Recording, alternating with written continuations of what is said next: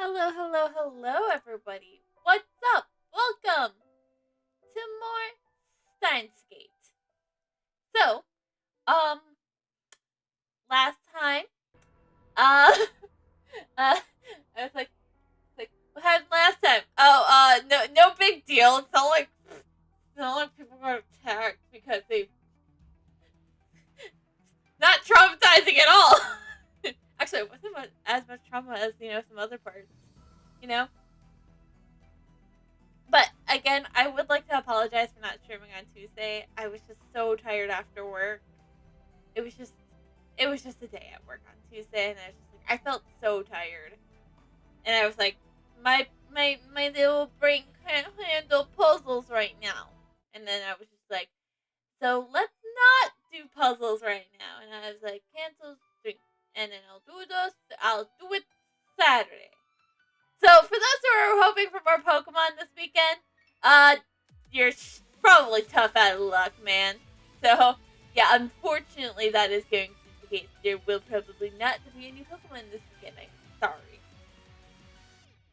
Maybe next weekend. I know. I actually kind of want to do something with the mods next weekend.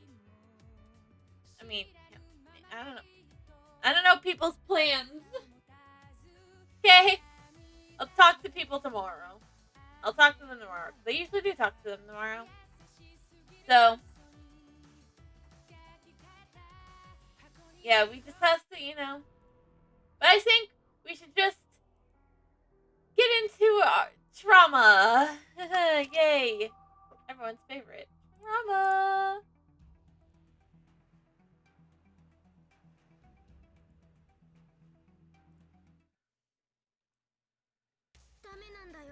No, Big Susa. You can't do that. You can't change the world. You're not making sense. You can't erase this world. I won't let you. What?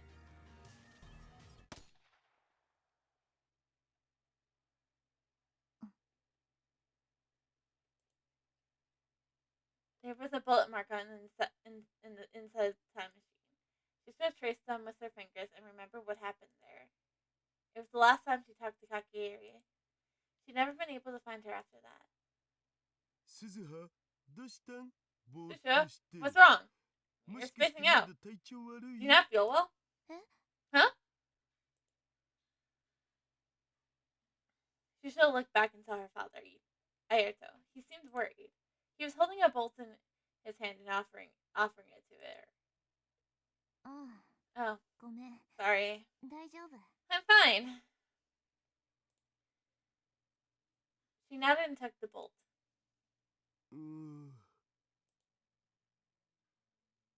They were on top of the radio building, where a cold wind was blowing. Well, it's Christmas for them. A light was shining down on the rear end of the time machine, where the engine was. Her head was inside as she did maintenance work. Idaru was wandering around the background. Normally, she would never let him near the time machine, but today he absolutely insisted on coming.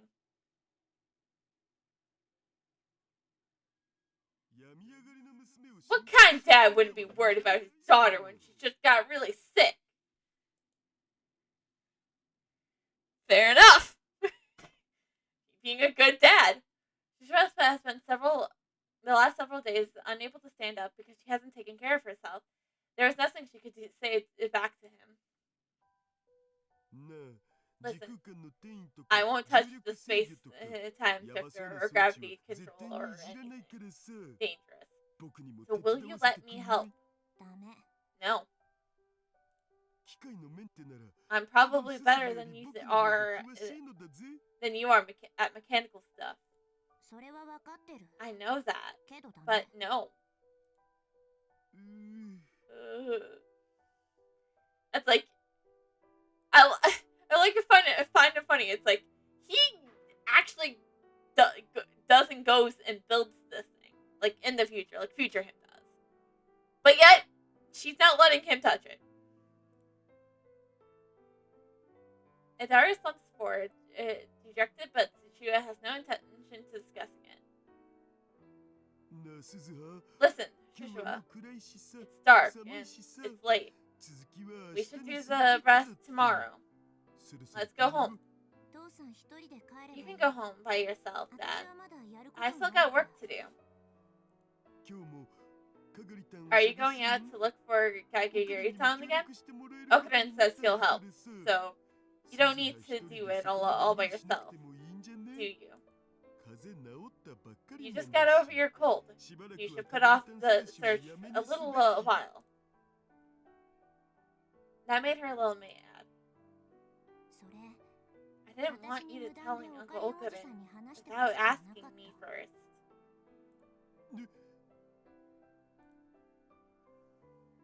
Shishira told Daru that she was spending every day looking for Kakegiri, but it was only later that she found out that he told Rantoro.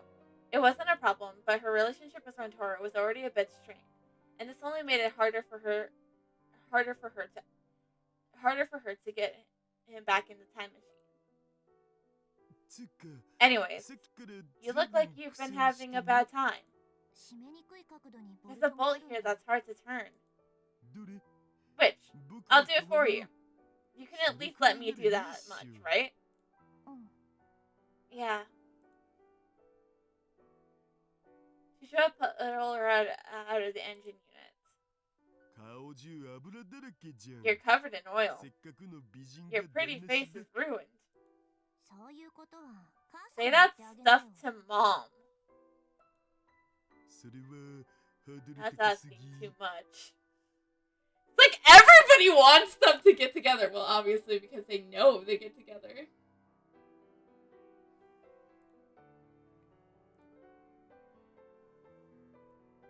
Darius stuck his face inside the machine and began to take a look around. Oh. From the way this is laid out, that pipe was probably added on later. Take the pipe off. There's probably a coolant or something going up through it. So use this valve to empty it first. I don't think this machine was designed with maintenance in mind. You got that right. Wapta! Wapta! Wapta! Wapta! Oh, acronym for what is the pain in the ass? It really is. It's like WAPA, says the guy who made it. Well, who do you think made this? Me. Darius sighed and started to concentrate on his work. He did his job silently, twisting his massive body to the right and left. Watching him, Shishiro remembered her childhood. When she was younger, she loved watching her dad make the time machine. Dad? Yeah? Lately, I'm starting not to understand myself anymore. This may be a weird thing to think, but is it really okay to erase this world?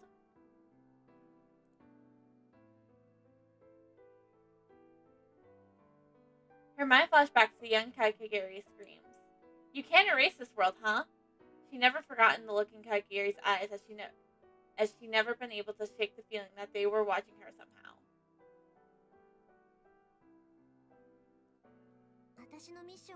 If my mission succeeds, Kasurimaki won't die, and the door to STEINS gate will open. Yeah. And that means that this world, you, Mom, Big Sis Maru, and Big Sis Marumi, and Uncle Okuren, none of this will have ever happened. But Okuren will remember it because reading Steiner. Yeah. That means that here right now will never have met you.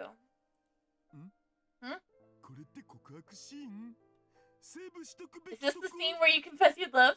Should I save my game? This is not the time to be joking, Daru. She's being serious.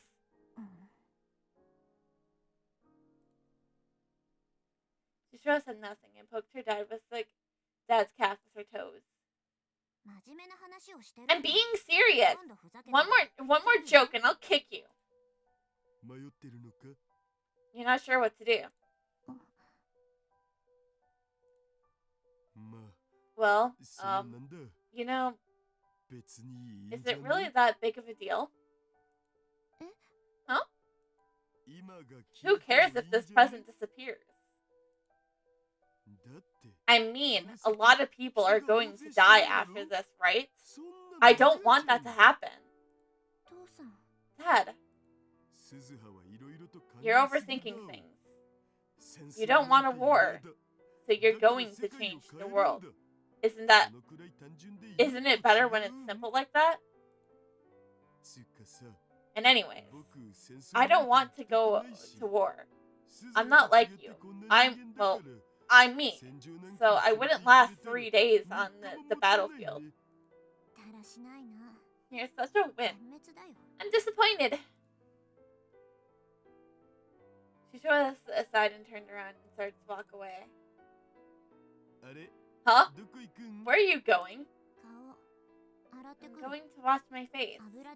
It's covered in oil. Once you tighten that bolt, close up the cover. I'm gonna take your suggestion and not look for coffee today. Okay! That's great! Let's go home together! Yeah. Shishua looked up at the moon, shining in the cloudy winter sky. She let out a puff of white breath. White breath danced in the air for a moment and then disappeared into the cold.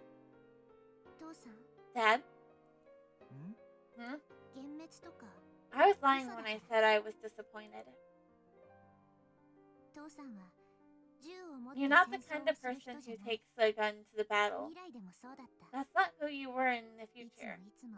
It was always your job to run away. What? Future me sounds like a loser. But that's fine. In the future, you got another battle to fight. And that's why we're all with you. Shishua. So don't get any weird ideas, okay? Give up the idea that Japan is safe. Uncle Okurin was just attacked. You could be attacked at any moment, too. The war's coming, and very soon. For about 2 weeks now, someone has been watching Shishua in the time machine. It was clear that some great power was on the move.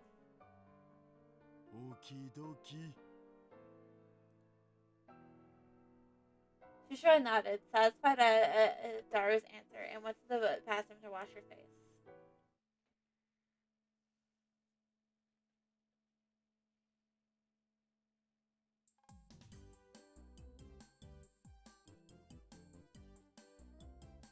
The lab was filled with Santas, just like I've heard on the phone. And all of them were wearing miniskirts. Oh, it's Okurin! He's here, yeah? Everything's ready. Hey there, Merry Christmas! Good evening, Okurin. Hi. The sight of so many girls in a small room like this, all wearing Santa miniskirts, threatened to overwhelm me. Get your mind out of the fucking gutters, Okurin. We don't need a repeat of last time. It's like war flashbacks are coming back to me of that one moment from the first game. Just like.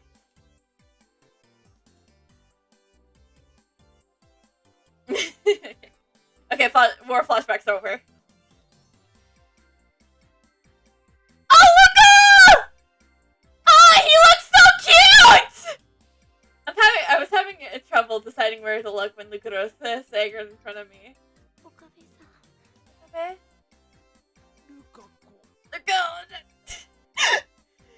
Oh, the flashbacks are coming real back.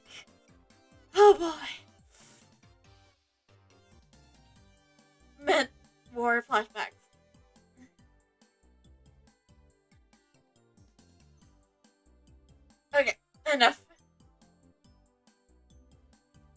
you wearing, man? I didn't expect the Santa in black. And he wasn't exposing awful lot of skin.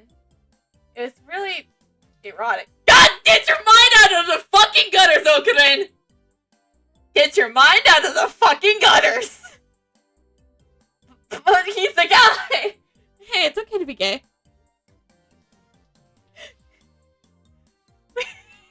I love how I'm contradicting myself so much with that. Like that. It's just like, get your mind out of the fucking gutters! But it's okay to be gay.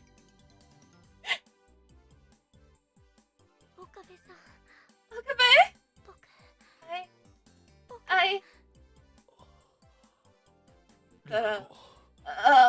I'm glad you survived. It must have been hard being the only guy.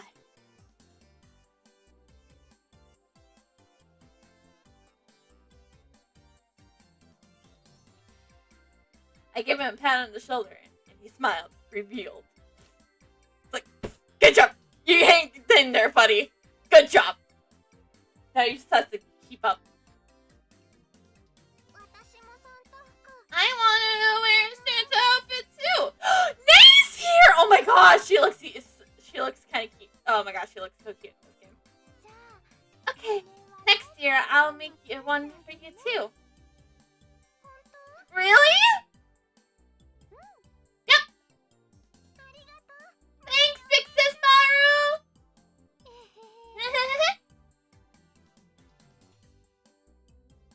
Okay, I have like 2 theories on who Kakigiri is. Okay? I have like 2 theories, okay? 1 is Fubuki, and 2 is Nay. But I guess I don't know, man. Those are my theories on who Kakigiri is.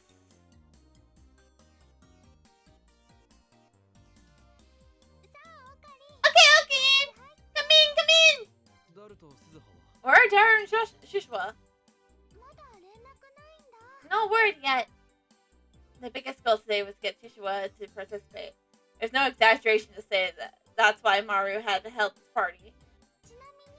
By the way, who are your guests? I told them earlier that I was bringing Dr. Liskin and Maho. I brought the 2 of them inside. I'll introduce you. This is Dr. Liskin. Merry Christmas!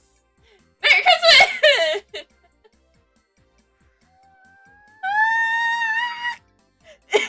I just imagine Maru just being like, oh, it's a real foreigner! Wow! Whoa! Oh my!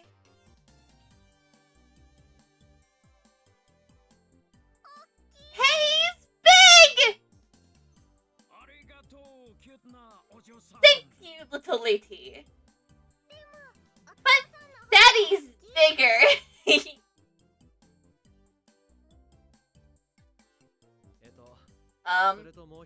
And this is Maho Hayajo.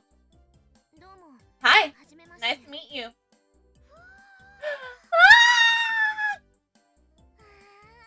I bet you Maru wants to just like give her a big hug. Cause that seems like something Maru would want to do. Ooh! Oh my!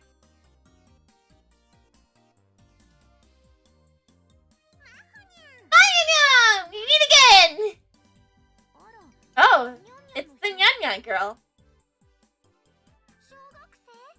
Are you in elementary school? Middle school? I'm actually a grown-up. Huh? Sorry. Maru's smile froze on her face. Maru, what do you think? They're both perfect! Bashu was thinking of both kinds of ideas! She should have gotten some smaller sizes ready. Nick could have worn one too. It's the biggest mistake in Masui's life. I don't think that's true. I want to see the two of them as little Santas. Yeah. Maru had her head in her sights then. There's no escape from Maho now. Maru was so stubborn she even managed to convince the legendary Shy Lukuro. What about the professor? I never made an outfit for someone not tall. Just having him with me there be a guaranteed win now. Maybe a fluffy reindeer outfit with a red nose. Maybe not. Wait, were they seriously gonna dress the professor up as a reindeer? Hey, Maru. You shouldn't assume that everyone will understand your cosplay hobby. Oh, that's right. It's just not good for us to. It's not good to force people. That's the girl who forced someone already. We're so sorry, Likuna. But good job for surviving, man. But lately, even the employees at the convenience stores dress up as Santas for Christmas. Christmas and Kazuma are two very different things, aren't they? Or so you say, but basically you want to dress the two of them up in Santa's outfits, don't you? So, Maho, do you want Masu to lend you a Santa outfit? Maru was already going after her. Maru refused as forcefully as she could, but Dr. Luxkin was surprisingly interested as he has been trying to put a triangular paper party hat. Oh! I just got a message from Daru! He's almost here, and Susu's with him! Maru was looking at her smartphone. It looked like Daru pulled it off. I guess he really she was dead. This meant we succeeded in our biggest objective, getting Shishua here. Which meant it was on to the next mission. We all decided that we were going to surprise Shishua. Shishua didn't know that we were all waiting for her. We each grabbed the noisemaker and got into position. Dr. Luskin and Mao helped too. Mao seemed unsure, but Dr. Luskin was more than willing to participate. I feel like Dr. Luskin, growing up, had, no friends. This is my headcanon, that he had, no friends, and all he wanted to do was he just wanted to have a fun time with friends. So that's why he's getting all hyped up and worked over things that Okurin is participating in with his friends. Because Dr. Luskin never had friends when he was a kid, or when he was, Okurin's age. You know? So he's just trying to, he's just trying to live out the childhood stuff of, surprise parties, because he was never invited to birthday parties either. He was a weird kid. This is why am I headcanning something goofy? Kind of, probably. I'm turning up the lights, yeah?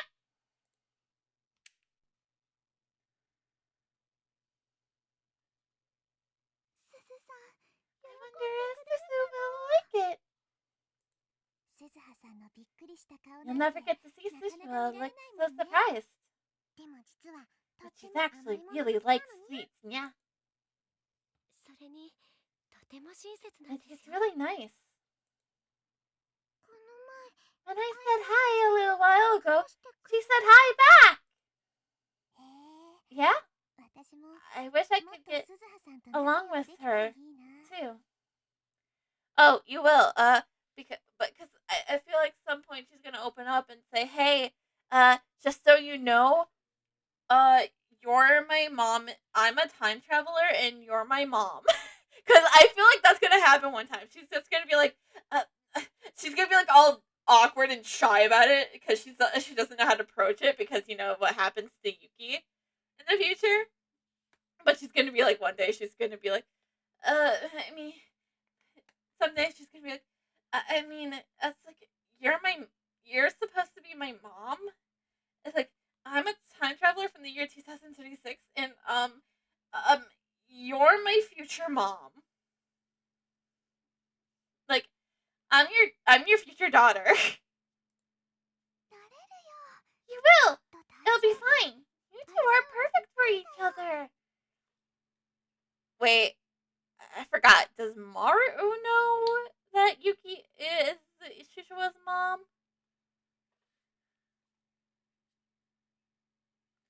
That's a big what if, I wonder.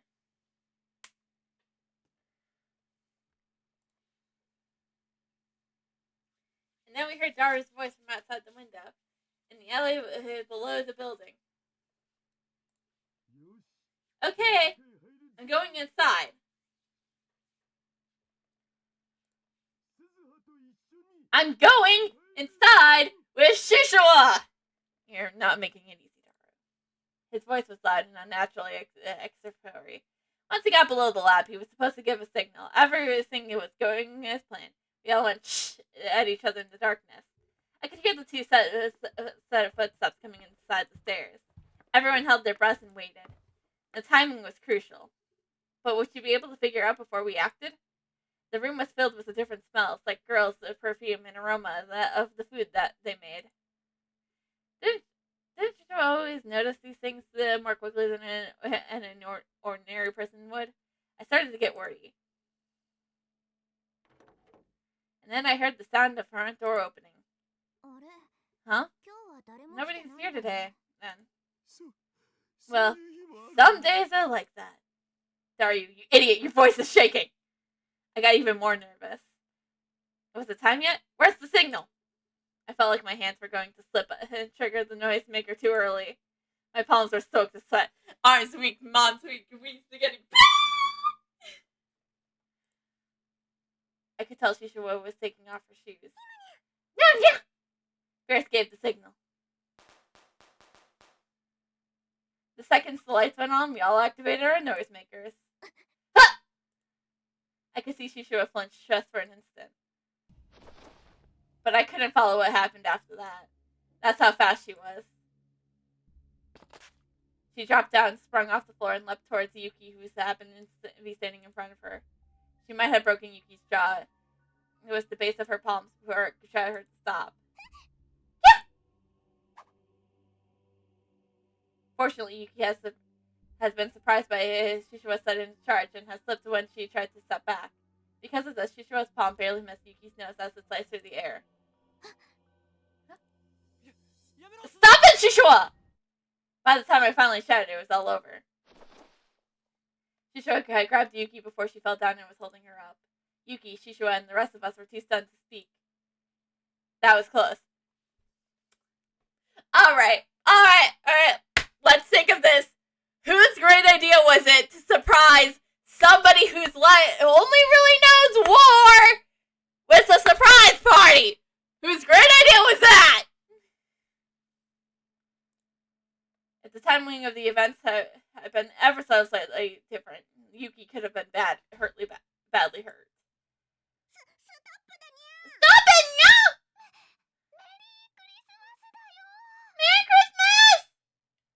Everyone finally realized what happened and began to panic. Yuki simply laid in Shishiwa's arms, blinking in her eyes.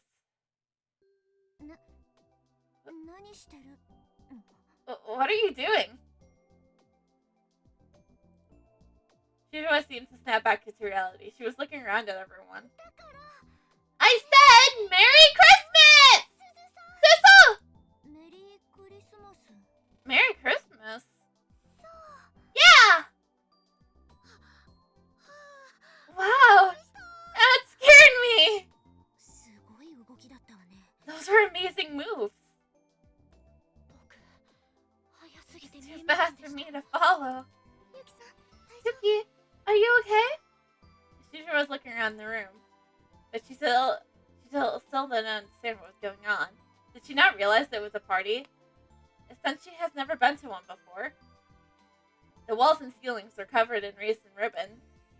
There was a following table with food, cakes, snacks, and drinks. A party? No, it's a. Oh shit! I don't have the. I would have to pull up the original game. But fuck! What did I. Oh fuck! What was that one tip? I'm sorry. It was my idea to make it a surprise. Ah, so it was her mother! Okay, that's fair. Okay? It's fair that it was Yuki's idea. Okay, she didn't know. She doesn't know that Shishua's only life really is war.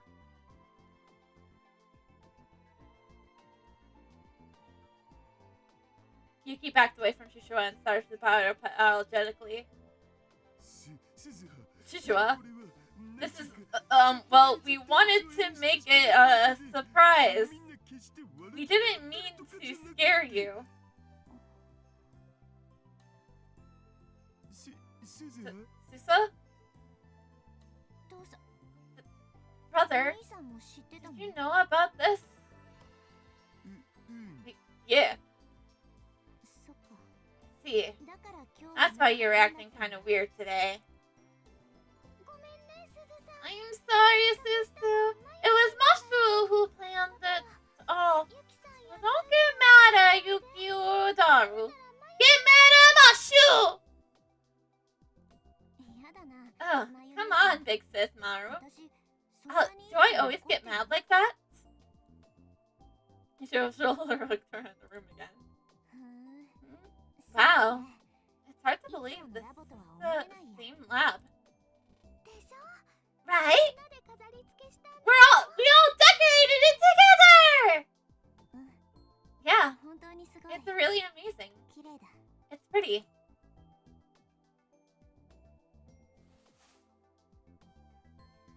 Shield laughed harshly and began backing towards the door. But where are you going? Huh? Where? You guys are having a party, right? I don't want to get in the way. Come on, brother. You know, I don't belong in a place like this. That's not true, Nya! Let's all have a party together, Nya! Huh? But I've never done this stuff before. You just have fun and eat food and talk. So, come on, okay? Well, technically she has been to a party, but she just doesn't remember because it was the Alpha World line.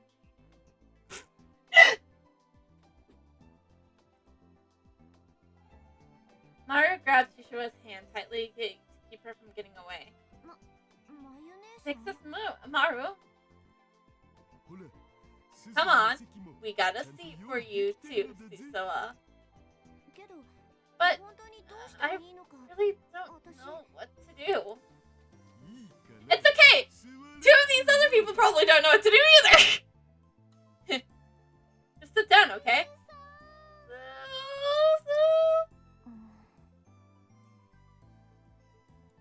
Maru dragged Shishua over to the seat next to me, forcing her to sit down. Okay, everyone! Every kitty, Hame's all here now, yeah? Round of applause, everyone!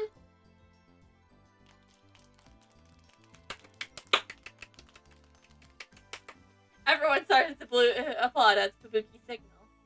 Dara played some Christmas carols on the complete computer. Deck the halls with bells of holly, la la la la la la.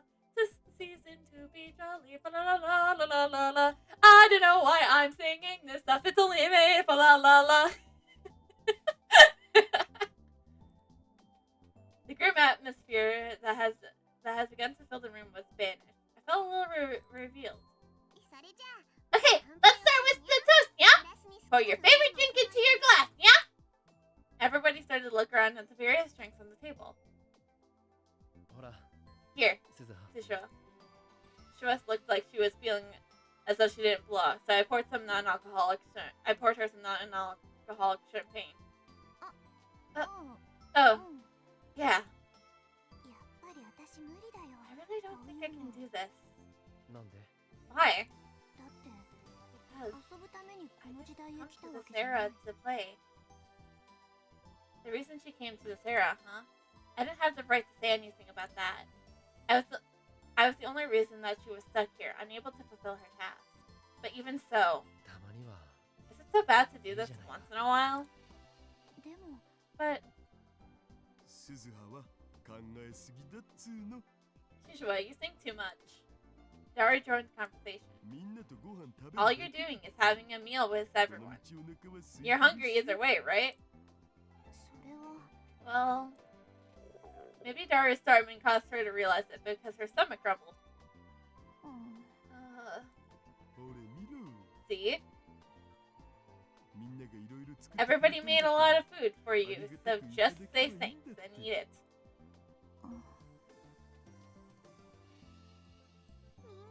Everybody, you got your drink ready now? Alright, let's have a word from Masu, who put this party together, yeah? Huh? Ah! Masha stood up, flustered.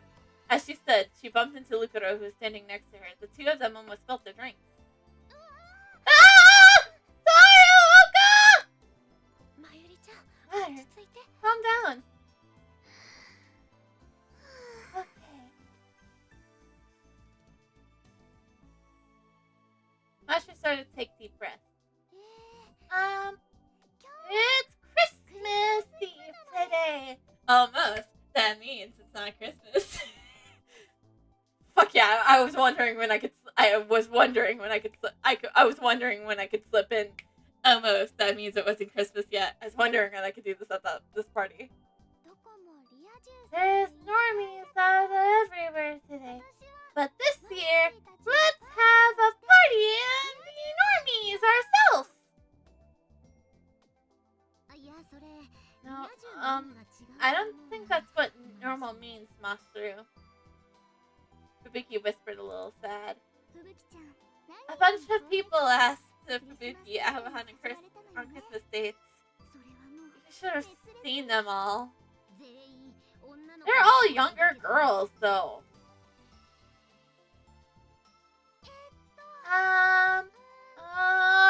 Anyways, if everybody has a good time, Masu will be happy.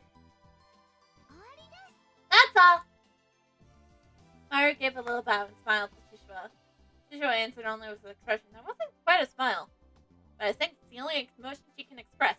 It's her happy expression. Okay, everybody. Cheers, yeah? Manana! You'll give the toast. Huh? Me? You came all the way out here, so why not give a toast and introduce yourselves? Mara stood up with a slight frown and thought for a moment before she opened her mouth. Thank you all for having me today. Dr. Liskin and I are from America, so we've never spent Christmas in Japan before. And I'm finding out that spending a cheerful Christmas with friends is also great. Say something interesting, yeah? Huh? Something interesting, yeah?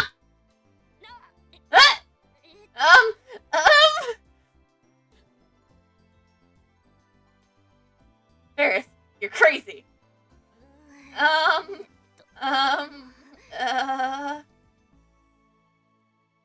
Uh-oh, she was totally losing it. She was worse than Mara as it has been a moment ago.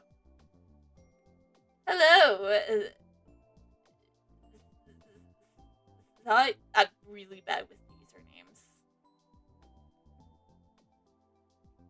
Zion Boy Man. Was I close? This is Steins Gate 0. It's a sci-fi visual novel with a lot of trauma. And it's one of the games in the Steins Gate 0. It's not the first game, but you definitely have to play the original Steins Gate first. I would say play the first game to, understand most of what's going on. I wouldn't know. I don't watch Doctor Who.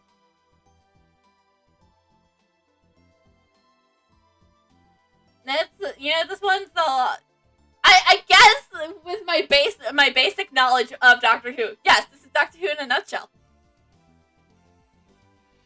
All I know is time travel and trauma. But that's what you get with most time travel stuff. Time travel and trauma.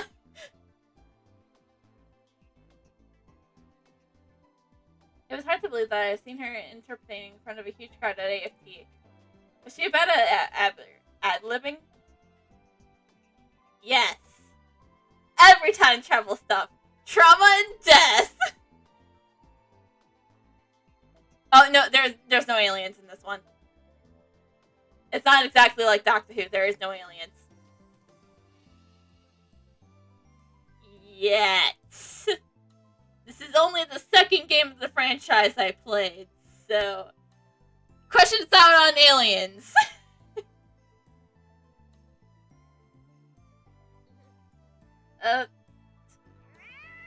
Meow!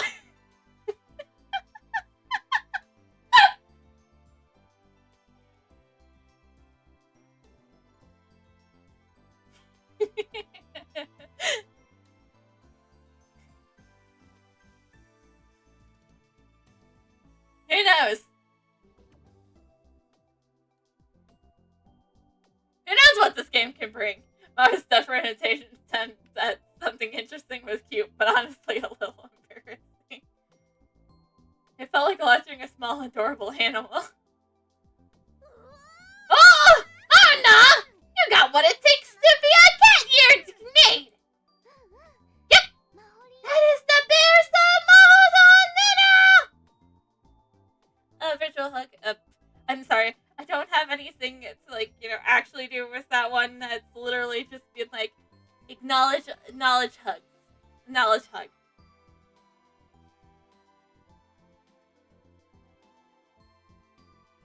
I'm sorry! I'm getting something worked on! Okay?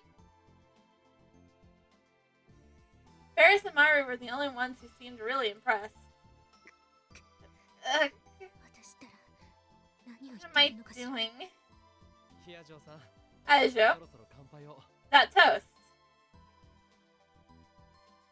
It's not that big of a deal.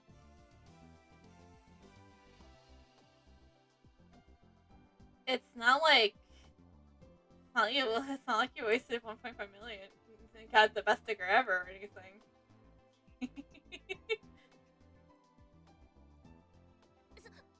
Right? I'll do that. Okay then? Cheers! Cheers!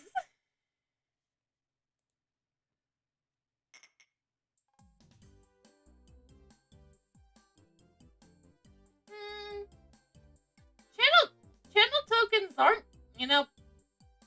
that hard to get, I would say. But then again, you're telling somebody who, has infinity channel tokens, because it's her channel after all.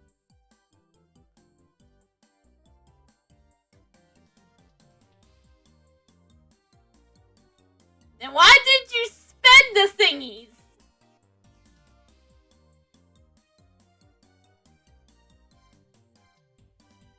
Everyone happily clinked their glasses together. Since I was the one who invited Malo to the party, I decided to cheer her up. Not yet.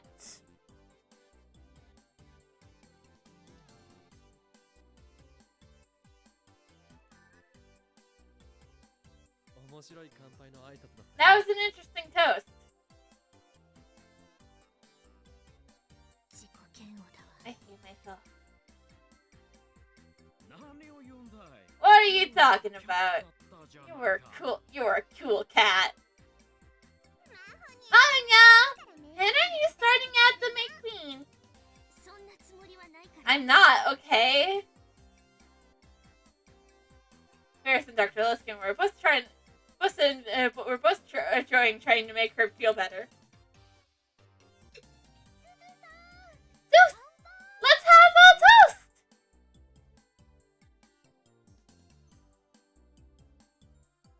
Well, it's a virtual hug.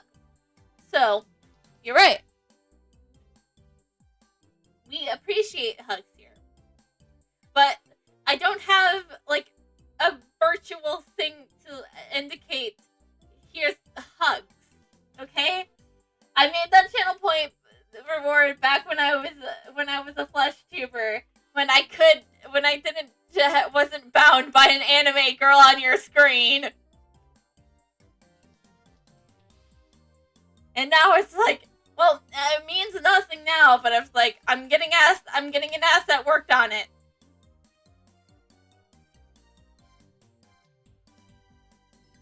So, don't worry. Me too, Susasha. Oh, yeah. Shishua still had a somber look on her face, but Maru, Yuki, and Daru forced her into a toast.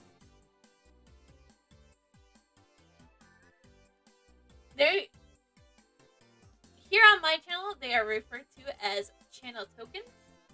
Because, because things were... Because I like the name of channel tokens. And I also couldn't come up with anything better.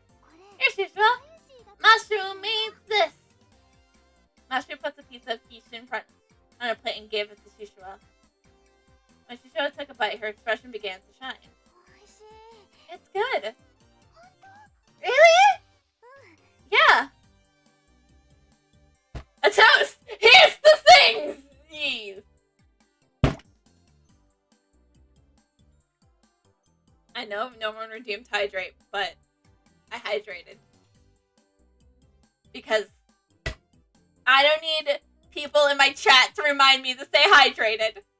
I drink so much water that I'm always reminded that I am always reminded that hydrating is important.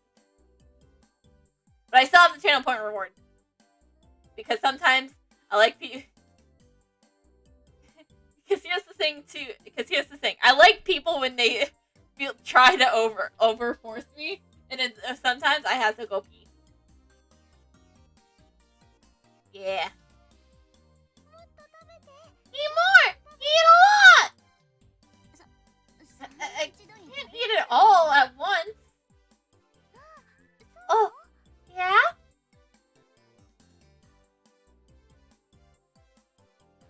Next Maru offered the quiche to Maru and the professor. Right. Right. Yes! You know, phrasing's great, you know? Hey, I want one day to be there to be an out of context. I want there to be an I want one day to be there. I want to have an out of context montage of me. So that is why I say stupid shit.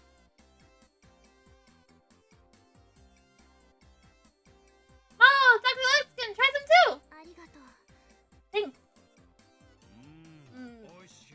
It's good. This is really good.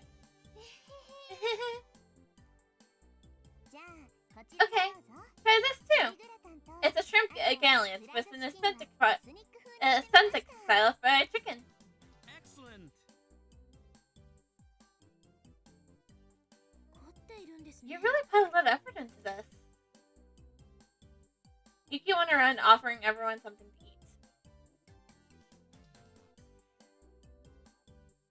eat. They were always talking about food.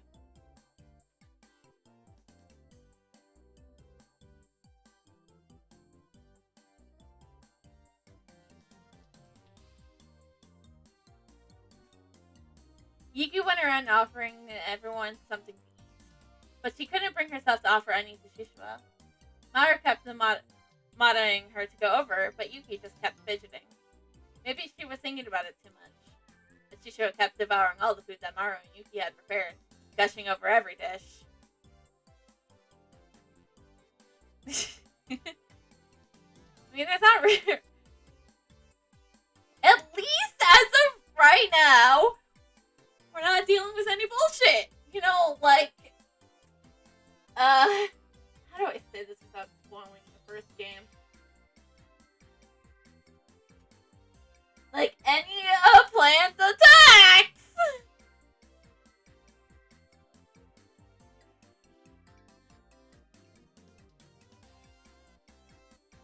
happens sometimes when I like go too low or something.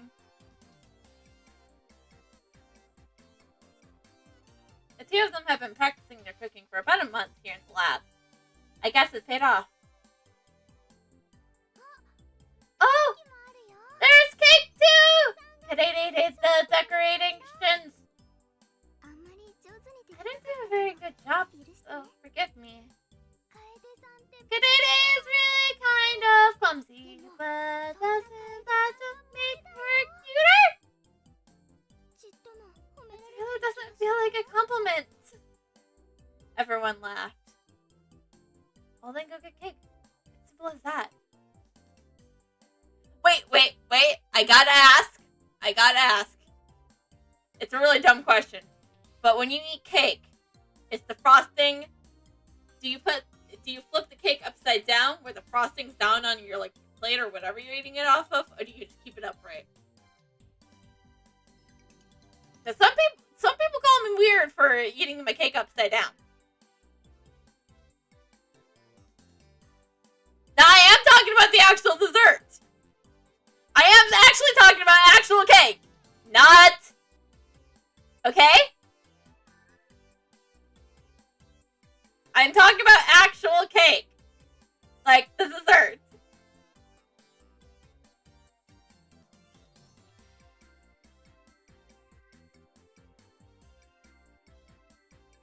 Then about an after we started eating.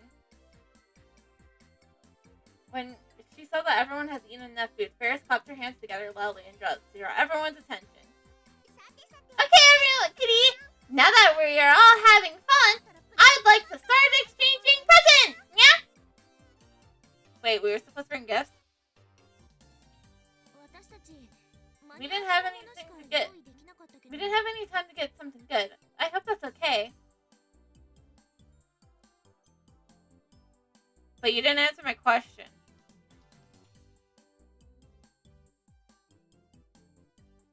Mara and the professor had stopped at a donkey boat on the way from Aqua City, and they just spent 10 minutes picking out presents. Don't worry, that's fine, yeah?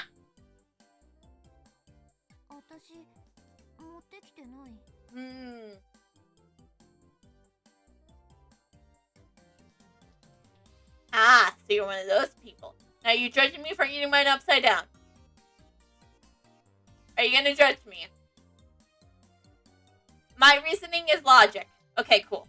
I will go into my logic. It's just, I don't like, I'm not that big on frosting. So when I eat my cake upside down,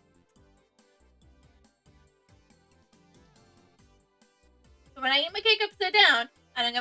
don't get as much frosting. I get weird looks at people when I ask people if they can flip my cake upside down, my piece of cake upside down.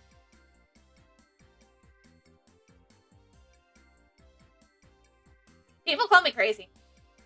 Crazy. I was crazy once. Locked me in a room.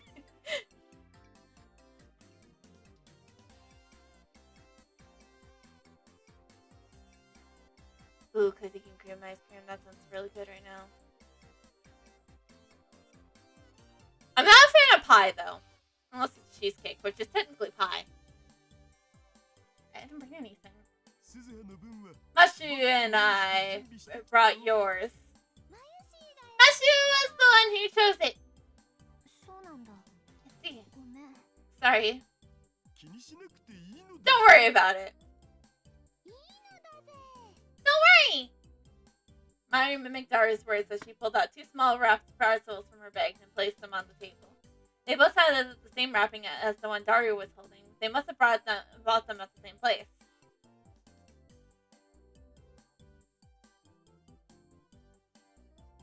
You know? So...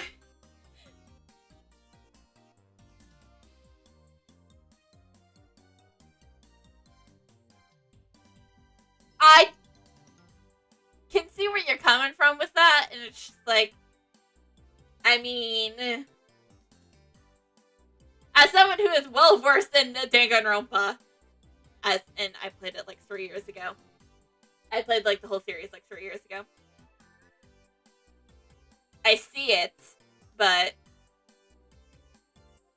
at least Bakuya has fashion sense. There, I said it! Her looks better in the first game, though.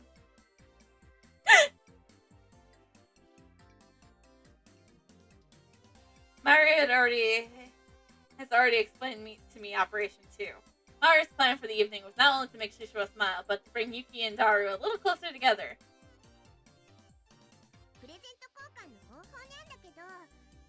I thought a lot of different ways to decide who gets what person, but in the end I decided we're just gonna draw numbers, yeah?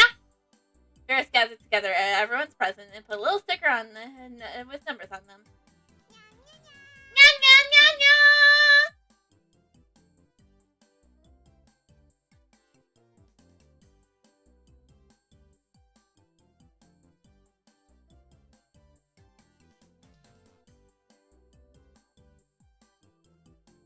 And then she lifted a bundle of disposable chopsticks above her head. Masu bought these so we could play the King's game tonight. Yeah? Ah! Don't say that, Ferris! Hey, Maru. The King's game is something you played at singles parties. Oh me, oh my! Oh me, oh my! Oh me, oh my! A little context of why they're trying to get Daru and Yuki together is because actually Shishua is a time traveler from the year 2036, and her parents are Yuki and Daru.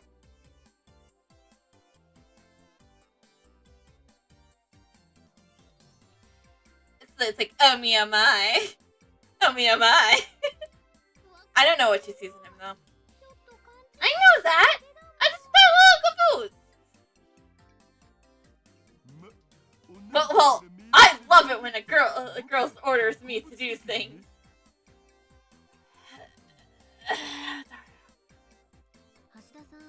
Hashida, you really are a pervert. So we're going to use these chopsticks that Mashu was a little confused about, and use them to pick presents, yeah? Whatever number on the chopsticks you draw, that's the present you get, yeah? Vera slowly shuffled all the chopsticks and then went around to everyone so they could draw one. She was also part of Maru's plan. In fact, Maru and Ferris were sending signals to each other with eye contact with their fingers. While everyone was focusing on the chopsticks, they were busy relabeling Yuki's and Daru's presents. They were so obvious about it that I started getting nervous that Yuki would find out. Everyone get a chopstick, yeah? Okay, I'll hand out the present. No opening your present until everyone's got theirs. This is really exciting, isn't it?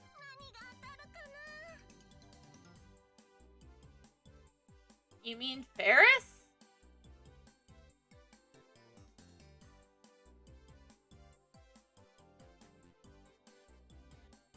I wonder what I'm gonna get. She's a cat girl. That's like her whole personality is cat girl. Ferris and Maru passed out presents according to the numbers that everyone drew. Once their presents were handed out, everyone started to take off their wrapping papers. What? Nate was the first to react as she gave a really strange cry. Inside of her box was a skull face. Oh, isn't that cool? It's a belt buckle, Nate. If you wear it to school, I'm sure it'll make you very popular. Thank you.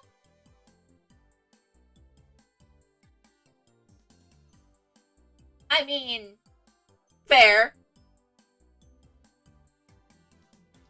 Look at her. You're terrifying her.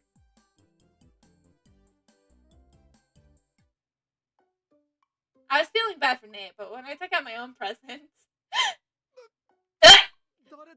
Whose idea was this? The box had a cute design inside. What looked like a see-through white veil. The veil was decorated there to look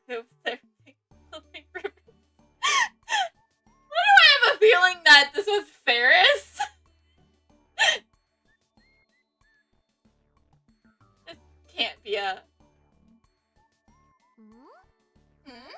Oh, Spooky! Oh god! She's one of the new characters in this game, so I don't really know her much. Oh, you got it, Okurin. You can give it to Mashu as a present. No way!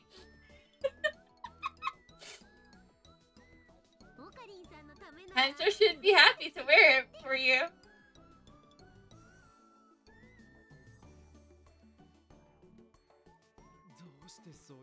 Why are we talking about this? Yep, it's weird. What? What's this about me? I had her own name, heard her own name and came over. What's that, I wonder?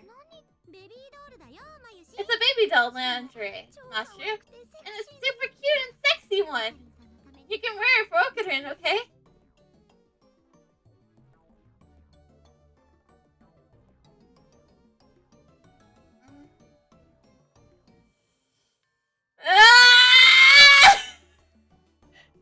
Don't worry, we're all just like baby doll, a type of lingerie worn by women and notable for its wide hem that fluffs out. I love reading the tips, but at the same time I hate reading the tips.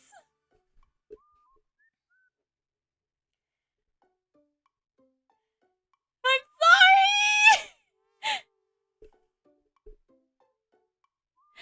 It's not my fault.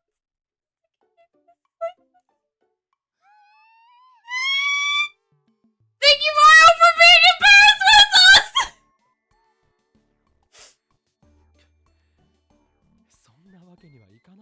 Because it's a really great franchise. Oh, you were saying this is bad? I'm not even gonna bring up something that happened in the first game. You know, that's not happening.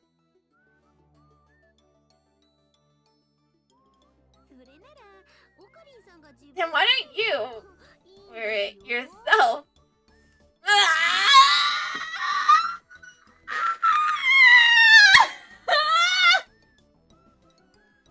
Well, sorry for the boo bus.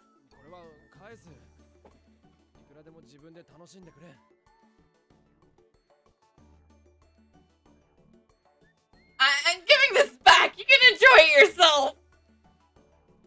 Oh god, boo bus. I pushed the baby doll lingerie back into Fubuki's hands. Okay, want to exchange it for what I got? Fubuki handed me her present in exchange. The wrapping lid has already been removed, and I took a quick look inside. Oh god, it's gonna be even more stupid, isn't it?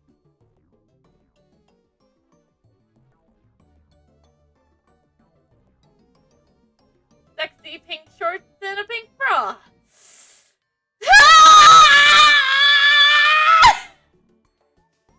Yep, they were see-through.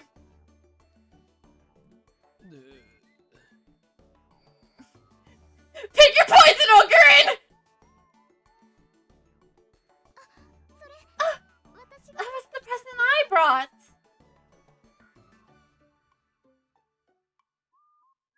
They did realize that men were going to be at this party, right?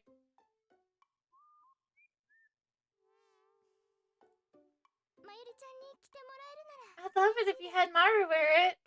Enjoy.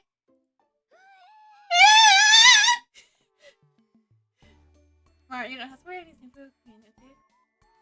Is that all you people think about? Apparently, yes.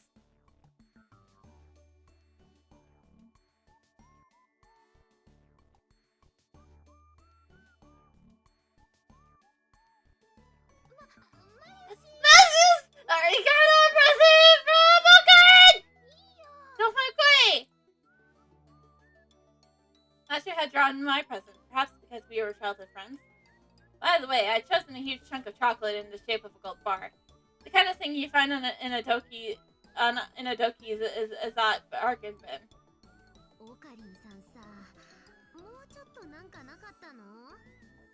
Okay, no, was there really nothing else you could have gotten?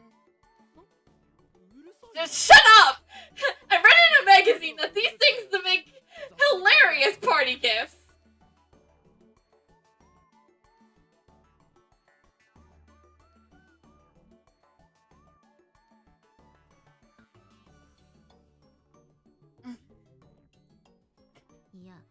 No, there's no way anyone would want to get this. None. Not a chance. What? Not even a chance? The magazine said it was a sure thing. Mashu's happy! It's a gold bar! I'm never gonna give it a touch. I'm never going to get to touch another one in my whole life. You're such a good girl, Mashu. You really are a good girl. There. We're beginning kidding. We're patting Maru's forehead, half out of sympathy and half because she was cute.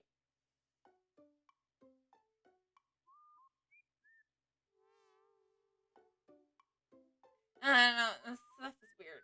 Somehow, I ended up as the bad guy.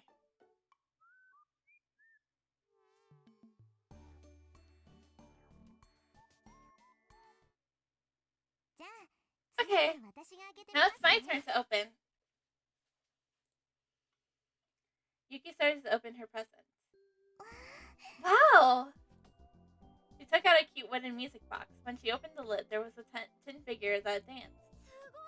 Wow! It's so cute! It's wonderful. So romantic. That's so nice. The girls all seemed to be really impressed. Because they all wore Santa's outfits. But Lucero is the guy. It definitely looked like something a woman would enjoy receiving. As with many girls who were coming to this party, it might have been the perfect choice.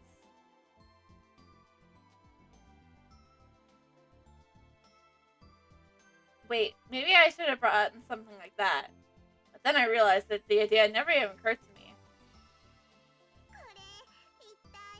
Who presents could this be, meow? Ferris, you're making it too obvious.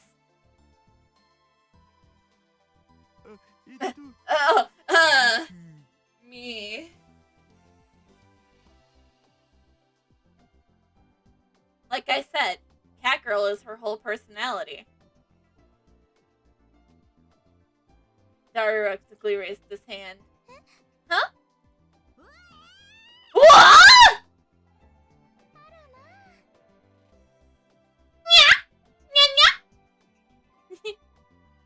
Ferris is also one of my favorite characters of the game. Though despite she is like, you know, kind of like, you know, cringy and stuff, she has her moments.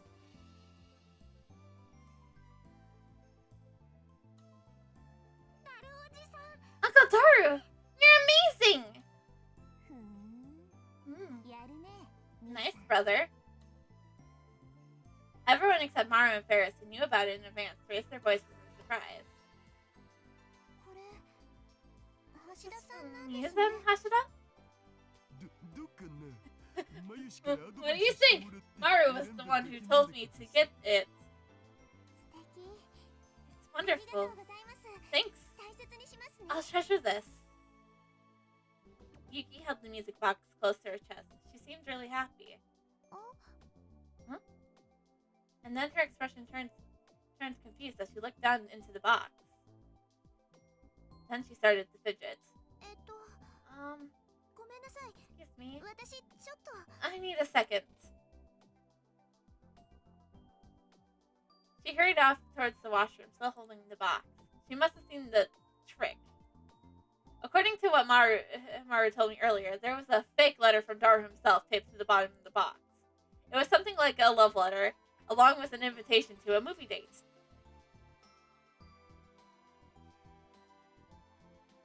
I like this game.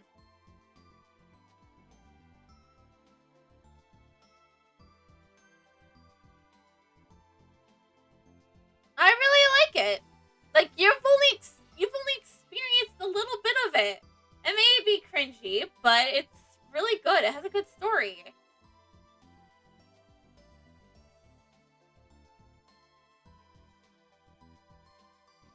And I shouldn't tell you about the moment in the first game. Man, I was cringing so hard at that. I was so full.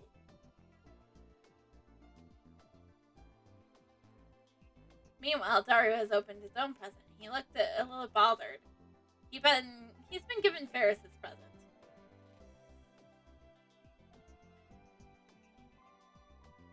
See, you gotta look past that stuff. I mean, you're talking to a girl whose favorite manga. In the end of the first volume, the main character sells two of his party members into slavery. Okay? I know what fucked up is.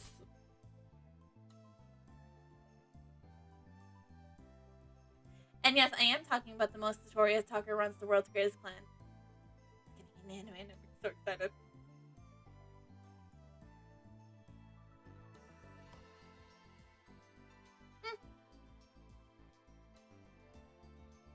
Until he opened it, he looked really happy, but now he's gone completely silent.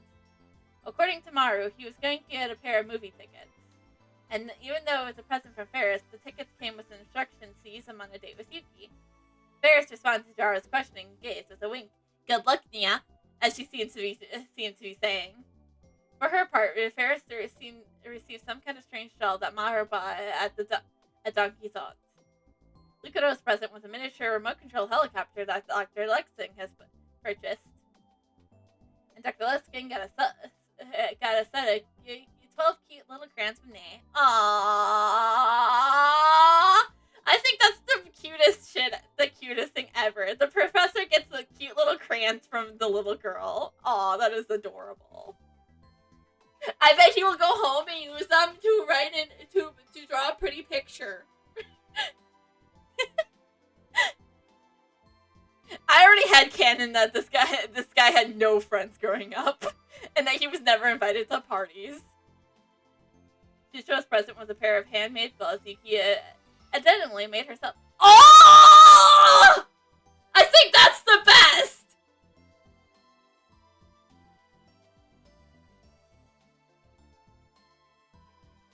Oh, that is so cute! That Shishiwa got the present from her future mom. But her mom doesn't know that she's her... But the current... She put them on looking happy, but maybe a little lonely, and smiled.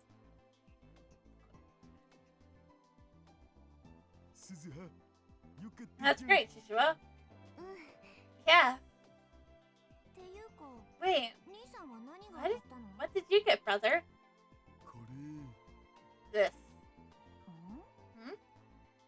Tara realized that he's been set up, and he was clearly avoiding looking at her. Shishiwa seemed to understand and patted him on the back with a gentle expression on her face. What's wrong with that? Go have a good time. What? It's Shishiwa? Well, it's frustrating watching you two.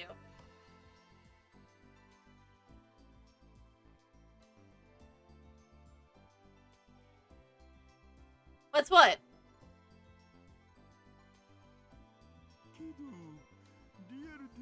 I've never been on a real date.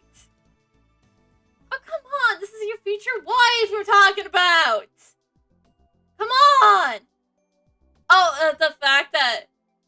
Oh, you're referring... Oh, hold on. Let me grab the backlogs real quick.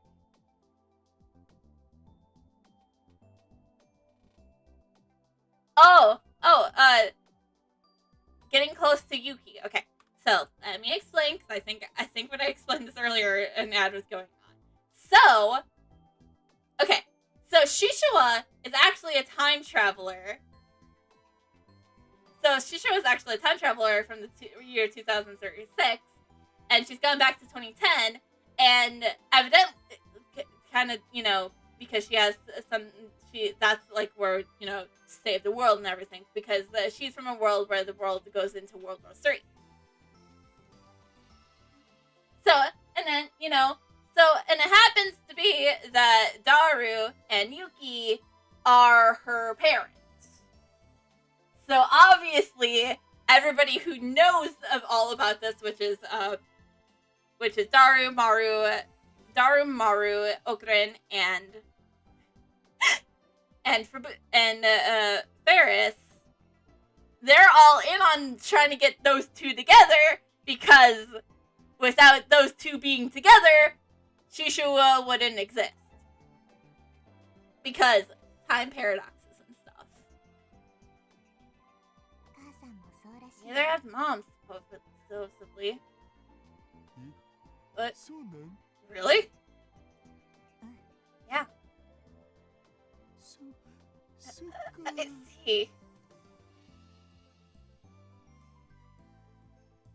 Yuki came back from the bathroom.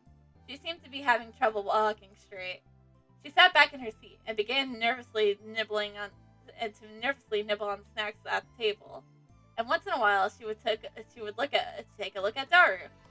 For now, the movie ticket plan seemed to be going well.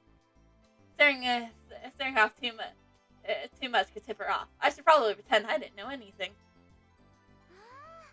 Oh, Mario got the music box and Master box. That is so adorable!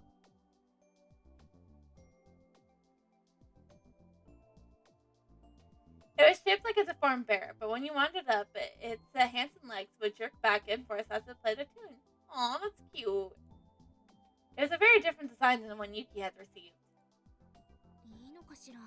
Is it really okay for me to get something as nice as this? Sure it is! Go ahead! Go ahead! What kind of music does it play? I want to hear! Yeah, me too. I started to wind it up. Freezing.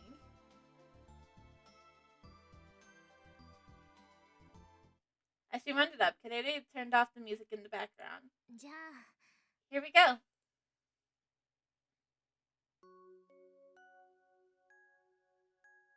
Now I took her hands off the winding key, and the mechanical yet gentle sound that was unique to the boxes began to play.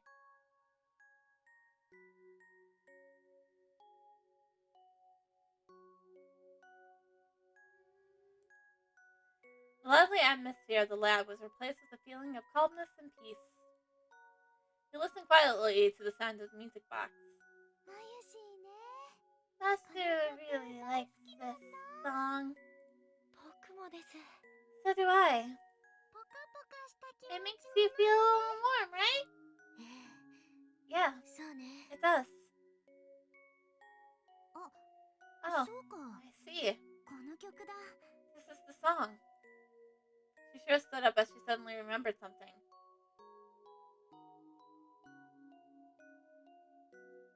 Oh, this must be the one. Oh, this must be the one that Yuki was humming the other day.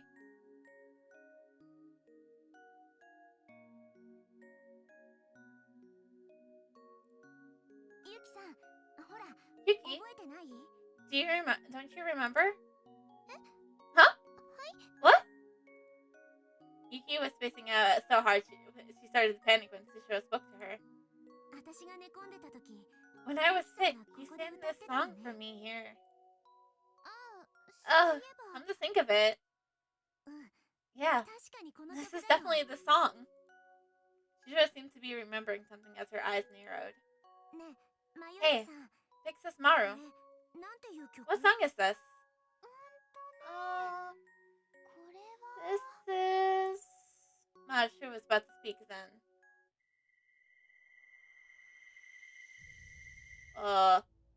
Out of nowhere. And this is where shit happens! I knew some shit was gonna happen! The world twisted. I moaned in pain as an incredible sense of wrongness flooded through me. The whole lab seemed to be twist and fade.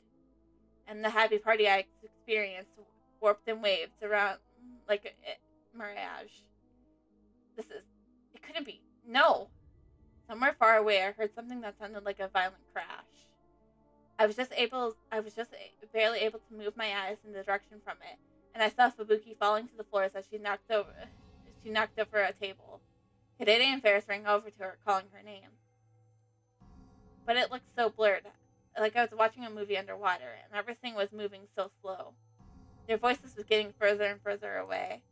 No matter how much I stretched the sound in my hand, it reached no one and touched nothing. It was a terrible feeling, as the time and space were being torn apart, and even matter itself was losing its subjectivity. This feeling, even if I didn't want to remember it, I knew that what this awful feeling was. I knew it far better than I ever wanted. It's reading Steiner. This was reading Steiner.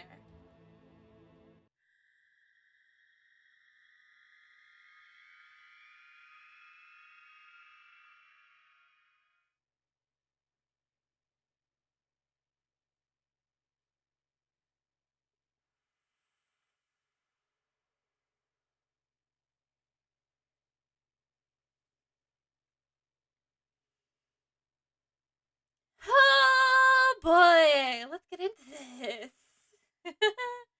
For the first time in almost 4 months, I felt like the whole world was twisting. Who was it? Who had changed the world line? I didn't do anything. I hadn't interfered with the world. So why was the world doing this to me? Yeah, the phone wave name subject to change hasn't been created, right?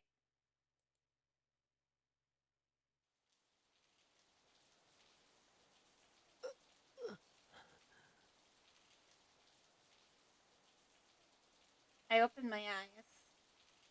Things have already taken on different colors. The world kept wavering, and until once again it became fixed to a single point in time. I wasn't looking at a warm, cheerful party in the lab anymore. I was outside. It was raining. The rain was falling on my face in drops so large that it hurt. It was a winter rain. It was freezing cold, and I could feel it sapping the strength from my body. My view stopped twisting. I was staring at the broad back of a man I didn't know. I could hear the sound of many boots stomping through the mud, mingling with falling rain. The stench was terrible. The smell of sewage was so strong it hurt to breathe, and it was mixed with awful smells of burning rubber and plastic. Where was I? What was I doing right now? Things around me had changed so much. I tried to understand the situation I was in, but my brain was having an awful time keeping up. もう少しです。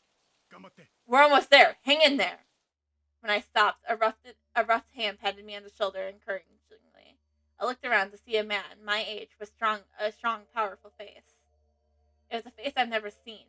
I didn't know him. Probably. The man was wearing a camel outfit and equipment I've often seen the self-defense force wear on the news. He was carrying an assault rifle on his shoulder. There were 7 or 8 people around me, all dressed the same.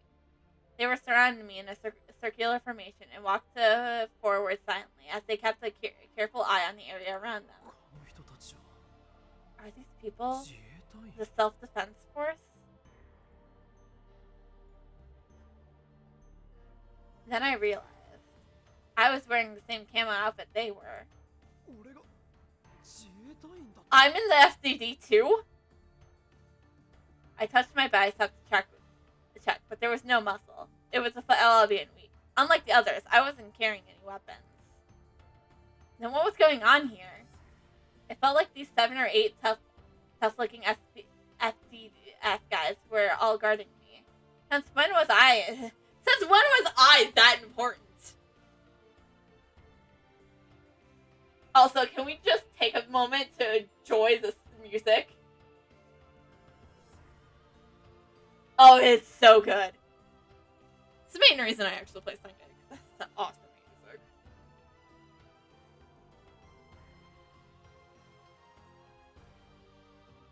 Still confused, I dragged myself onwards. Where was I, anyways?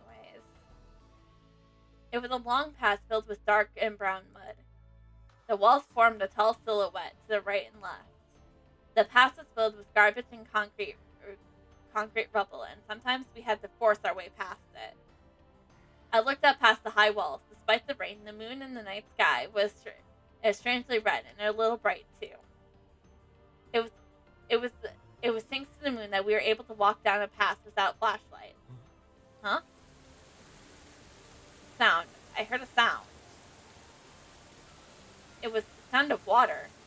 I looked over and saw a hole open in one of the walls. Filthy water was pouring out. The water formed dozens of little rivers that blocked our path. So that was it. It was the bottom of a river that had dried up. And what looked like high walls were the river dikes. That is loud to me. Where are we? I turned towards the man who'd spoken to me a bit ago and yelled out so my voice could be heard over the rain. Shh! Don't make any loud noises. Oh, sorry. We're almost through the city, the center. If we can make it to the nearby garrison, there'll be a car waiting for you. So just keep walking. But his words cut off there. Everyone seemed more tense than ever. One of them grabbed me and pushed me towards the side of the riverbed. Everyone put their backs against the wall and held their breath. I could hear the sound of a helicopter's rotors in the distance. No more than just one. They were getting closer. I had no idea what was going on, but I could feel my heart starting to beat faster. Get in the shadow of that car! Past several meters of rubble laid an overturned car. It must have fallen into the riverbed after the water has disappeared. The entire body bent forward, and the roof was completely crushed. I lay down in the sinking mud and slid into the shadows of the overturned car. At the same time, the SDF soldiers were issuing each other orders, as if there was something they had planned for already. Two of them stayed by my side, and everyone else ran back the way we came. They all climbed up the crevices and outcroppings on the wall. Then they disappeared over the edge of dike out of my view. Shortly after, those were gunshots. And not just a single little shot from a handgun or anything like that. This was the sound of war. I could hear the helicopters get further away, drowned by the gunfire. Oh no. And this world line was Japan at war. The Third World War. I remember Shushiro's words. I happened to look inside the crushed car. I could see the corpse of a man and a woman and a small child hanging upside down, still attached to their seatbelts. They were all covered in dry black blood. They looked like mannequins at a bad haunted house.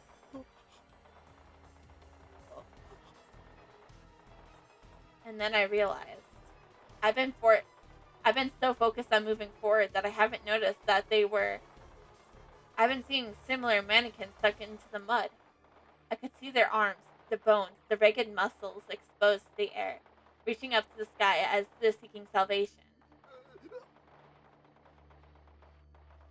I put my hand over my mouth to stifle a scream. Those were mannequins. Now! Get along the side of the wall and move! Huh?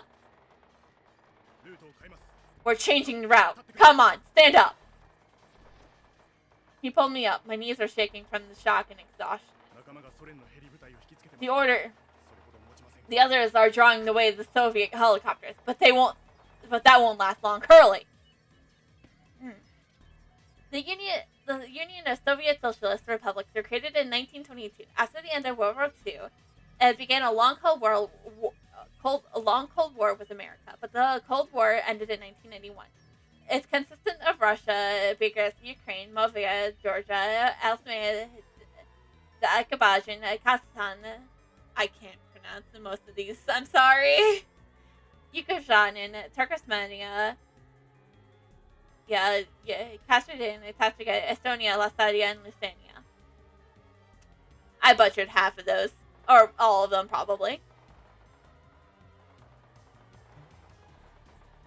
それ Soviet Union? Is this in the world line where the Americans didn't win the Cold War? My mind was dull from the terror, but it seems like there was something off about what he just said. しっかりしてください Get a hold of yourself! 守るために Do you know how many people have to die to protect you? Protect me? なぜ Why? 理由は聞かされていません We haven't been told why.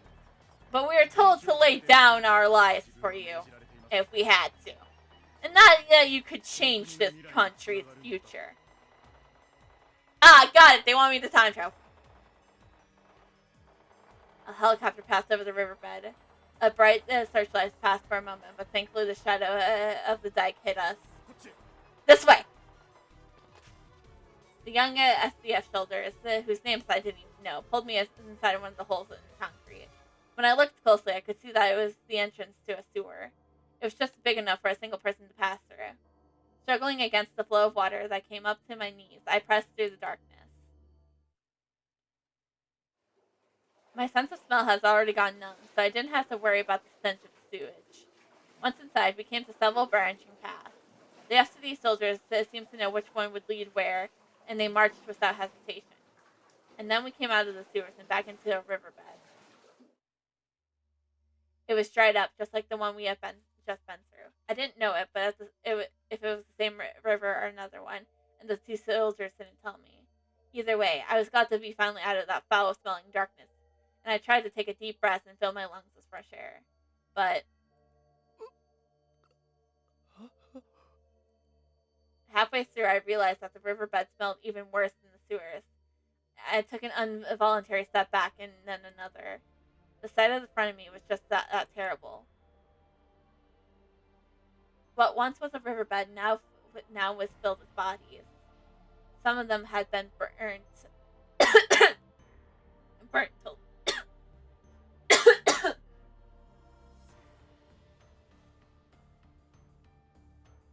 some of them had been burnt totally black. So it was impossible to tell how much death lay before me. In the distance, I could see what looked like a bonfire. They were burning despite the rain. The fire were consuming the mountains of flesh that once were human bodies. もうすぐです We're almost there. I know it's rough, but can you run? Huh? Yeah. The FDS soldier spoke to me, and then I came back to my senses. If it weren't for those two, I wouldn't have been able to stay sane. We ran to the riverbed, on one of them in front of me and the other behind. I could hear the constant drone of helicopters above me. Sometimes searchlights got very close. Each time I hid in piles of bodies until they passed. I've seen this many times before as I wandered through the world lines. I've seen death. You've committed death. Murder. I've seen the moments when people had died. But at the same time, I've never experienced what happened to a dead person after they've been left out for a long time. More than fear, more than sorrow, the thing that hit me first was the smell of death. The rotting stench ate away at my body, not my soul. My whole body was rejecting it. It made me feel sick. Thinking that way meant trampling in the dingy of the dead, but I couldn't help it. The valley of the Himerons. I remembered that phrase. That's what the strange detector had said that night when they came after Dr. Linsky at Mahone.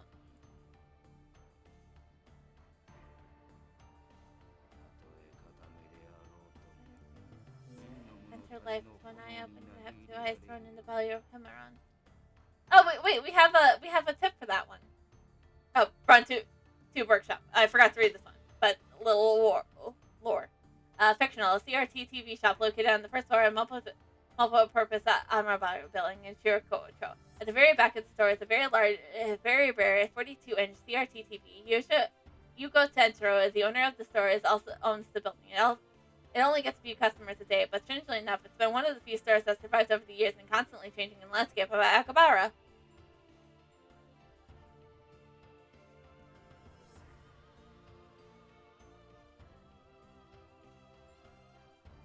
Oh, sampling. Oh, an act of taking their regular intervals. Oh yes. I'm not reading this again. But basically, a lot of people died.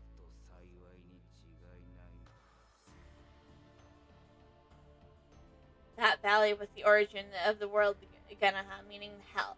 It was said that the flames burned there every night, scorching the heavens themselves. Those who died merciless deaths with anger or misery in their hearts were flung into the flames, their souls becoming black smoke and rained hatred down on the land. What I stared at now was Genaha. The two soldiers led me into a half-collapsed subway tunnel. The lights were all off because there was no electricity, but there was 3 armored cars in camo colors with their headlights to illuminate the way. They were the four-wheel drive off-road vehicles covered in thick chunk of armor. I didn't see any real weapons. You can take the subway route to escape the Satsumara. I hear it's still safer on Umura base. If you can get that far, you should be able to escape Kanto. One of the Air Self-Defense Force's largest base, located between Irma and Sanuma, the city in Satomata Prefecture. It's home to 18 units around 4,300 personnel. It is also the location of the Air Defense Command headquarters first, but thank you for the follow there. Acidic. Sorry, I'm really bad with usernames. Really bad. I apologize.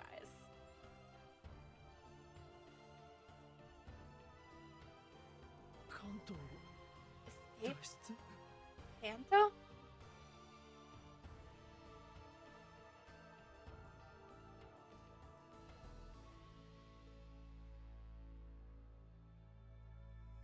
I think I said sub.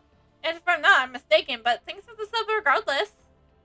I appreciate it very much, and I love it. Enjoy your emote. Ask them about it. For now, just hurry. There's a lot of them a lot of things I wanted to ask, but even if we spoke, I heard what sounded like gunshots outside the tunnel. Men forced me back into the seat of one of the cars. Goodbye. I'll be praying for your safety. What? What about you guys?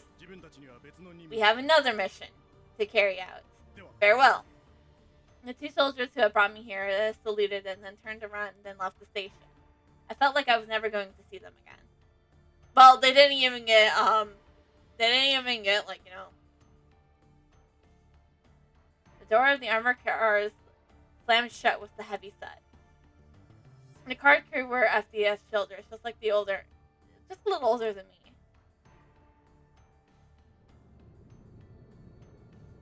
The diesel engine kicked to life as the car raced down a tunnel that had originally been designed for trains. Of course, it wasn't pleasant right at all, but I didn't have any choice. There was no way I could tell them what I wanted to go to Akihabara. I had no way to alter the world line.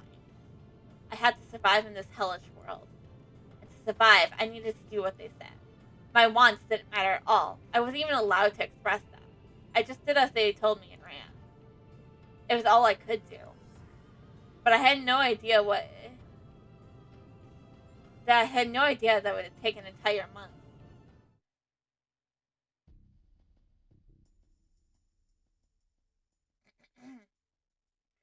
And I'm a security counselor. The story so far.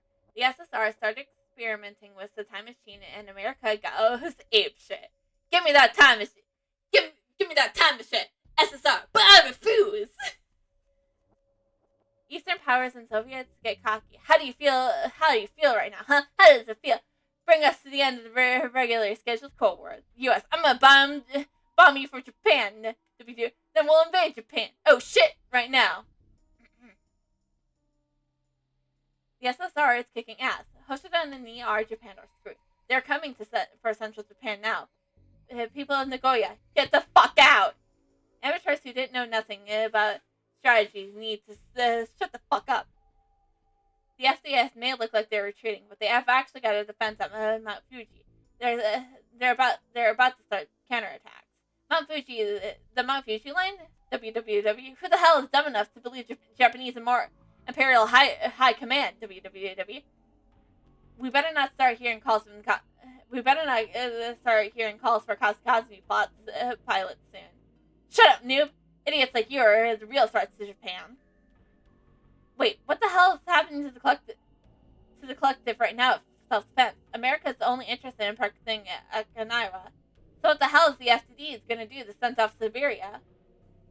How are they supposed to protect the country? You protect the chicken hawk. You want to fight? Go volunteer. They said they aren't going to get enough recruits. Are they going to start conscriptions soon, you think? They're just construing a bunch of Falataku. They're just getting in the way. Wars these days require professional soldiers. Says the Falataku who doesn't want to go to war. There are barely any professional soldiers left in Japan. Our masters in America sent them all around the globe and then stuck them there. You guys probably are going to get your contracts notice soon. Good luck. I'm a chick, so I don't care. In other words, if we get a sex change, we don't have to go, right? The real enemies of Japan are its own citizens, asshole. No, seriously, are we gonna split up like Germany? It's likely. They said that the professional government is forming in Okinawa. They are all set to abandon East Japan and just have America protect the West. Their incompetence in the government honestly might do it. Is this really the time to bash politicians? Traitor shish. Traitor shish. Specifically, America can't go to Okinawa, and Japan wants to keep some kind of government. That means that making a professional government in Okinawa is the best option.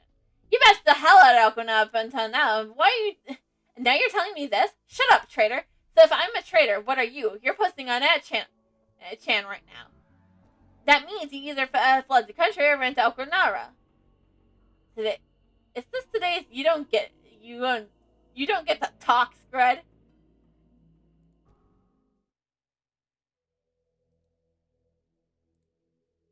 Okay, W.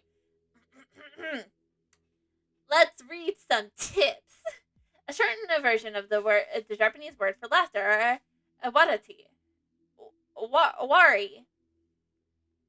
Supposedly, it was first used in a non-Japanese online game. By adding a W to the end of a sentence or placing it in the middle, you can indicate that you find the situation humorous. On anonymous internet message boards, adding W's such as www can be used to increase the amount of laughter or indicate that you're mocking an opponent. For example, including is using this way sometimes it's called making the grass grow because of the way it looks. That means okay. The reason it took a month to get to Okinawa was that we were losing the war. Supposedly, the plan has been ferry me by plane to Okinawa once I arrived at the Umura base. But the constant bombings that still stands. So they gave up on plane and decided that I would escape to Kashira by ground. There was more than one attack by the Soviet spies and assault teams. Some of the SBS soldiers protecting me died. But when I got to Sasebo, I was able to get on a maritime SD escort ship and managed to escape to Okinawa. Why were they all doing this for me? No matter how many times I asked, no one would ever answer. Okinawa in winter is covered in thick clouds. Come to think of it, I haven't seen a real break in clouds for a whole month.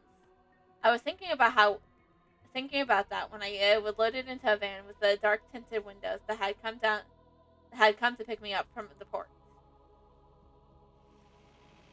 Inside the car was not only the driver, but a middle-aged man sitting in the passenger seat. He is very short, perhaps only 150 centimeters tall. He had the air of a military veteran. Even though he was fully dressed, I could tell he was extremely muscular. Rentaro Okabe, correct? I'm Shoshinoya. It was the Ministry of Defense Intelligence Security Command. One of the central ministries of Japan. It manages and operates self-defense forces. In 2007, it changed its name to the Defense Agency to the Ministry of Defense.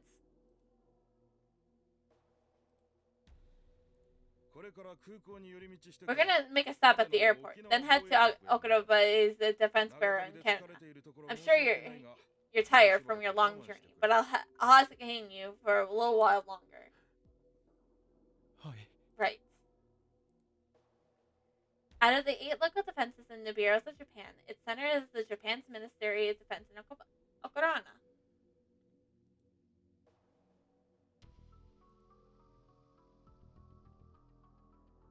I heard that Tokyo has been destroyed. The major functions of the Japanese government were the headquarters out of Okurana's Defense Bureau to allow for better communication with the American forces stationed nearby. That's what the Shishimura explained to me. In other words, the place I was heading to was the core of Japan's defense. Once I arrived, I would understand why it was so important that all these soldiers were willing to die to protect me.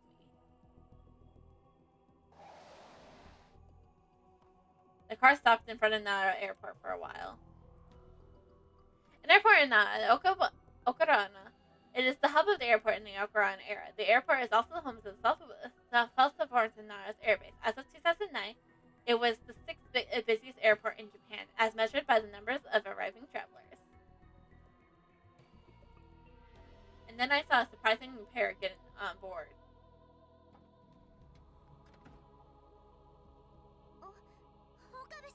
Okabe? Wow! You're really Okarin! Yuki and Nakasi. I was expecting to see them here, but they were the first people I knew who I met since coming to this world line. That alone was almost enough to make me cry. But still, I couldn't just sit there and be happy. What about Maru? Do you know where she is? She's fine. Yuki nodded as trying to make me feel better.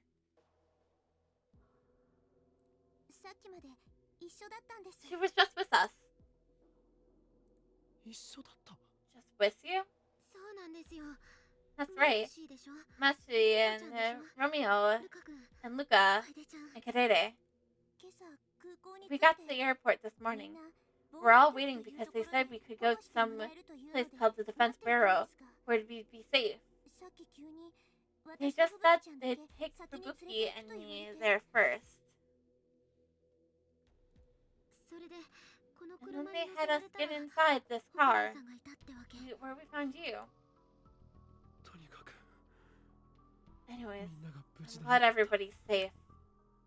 Since Star and Shishiro weren't mentioned, I was gonna ask about them, but sorry. But can you talk about this later? Shishimura took me off and the car started moving. The plan is for your families to arrive at the Okurana Defense Bureau eventually. We already have them under our protection. Really? I'm so glad. Your other friends are all in the car behind us. You haven't been separated, so don't worry. I took a quick look and saw another identical van below behind us. Tamara and the others were there. And we'll see them later, right? Of course. Yuki let a sigh of relief. But then I started to wonder about something else. Why were we split in different cars? This van could hold at least another 3 people. If we squeeze tightly, it could easily hold everyone. Or was there some reason they put Yuki and Fubuki in the same car?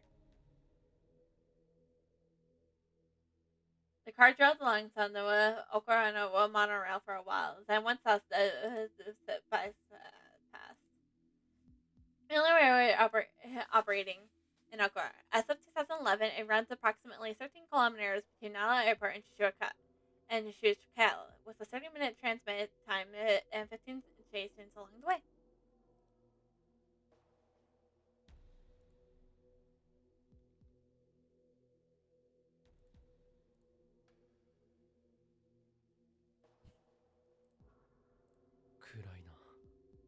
So dark. Huh? What was that? Nothing.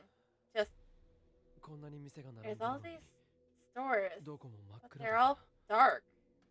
There was a lot of franchise restaurants, big supermarkets, cafeterias for tourists, and rent-a-car places all jammed all together on the side of the road. All of them were dead silent, and their lights were turned off. Barely any of the street lights were turned on. Only cars in Japanese and U.S. military vehicles. I didn't see anyone walking out. There's a blackout in effect, as well as a curfew past 5 p.m. Okinawa may be safe, but this is still wartime. Things can't be like they were. I can't wait for the war to end and everything to go back to normal. Wartime, huh? Tell me, Okabe.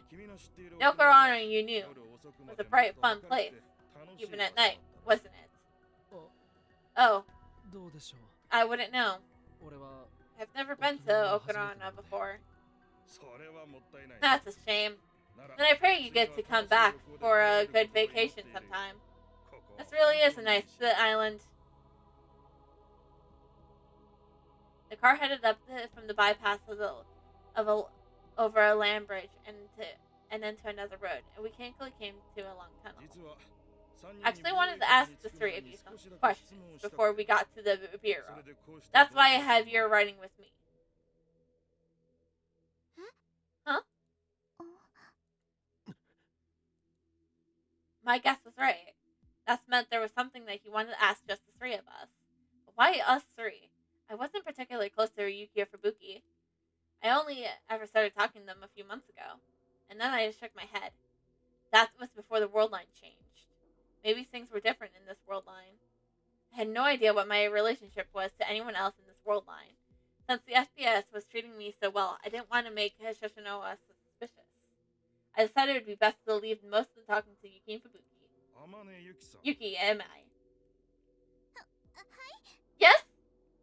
Shoshino spoke to Yuki first. Yuki went stiff as her name was called. I could feel it even sitting next to her. You don't know where Atu Hashida and his little sister are, do you? Little sister? That must be Shishiwa. That would mean that even in this world, Shishiwa Lion had come from the future and gotten to know Yuki and the others while pretending to be Shishiwa's sister. I'm assuming he meant Daru's, but, you know. And the SBS evidently didn't know where Daru and Shishiwa were.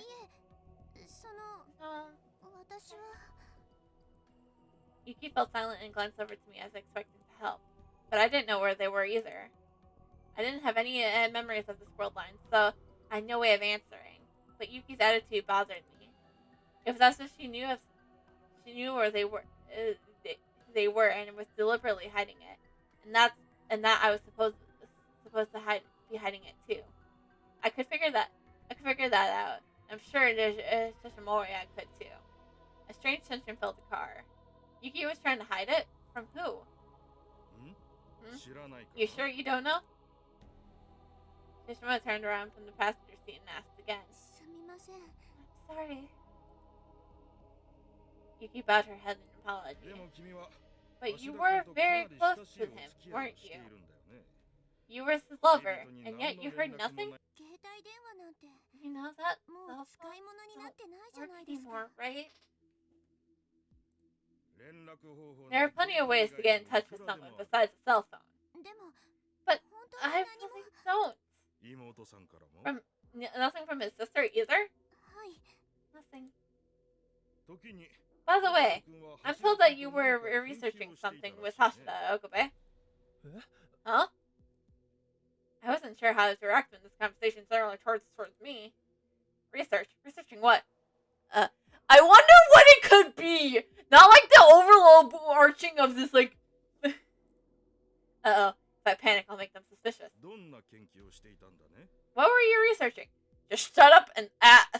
Say something. I would just have to give him the most harmless answer I could.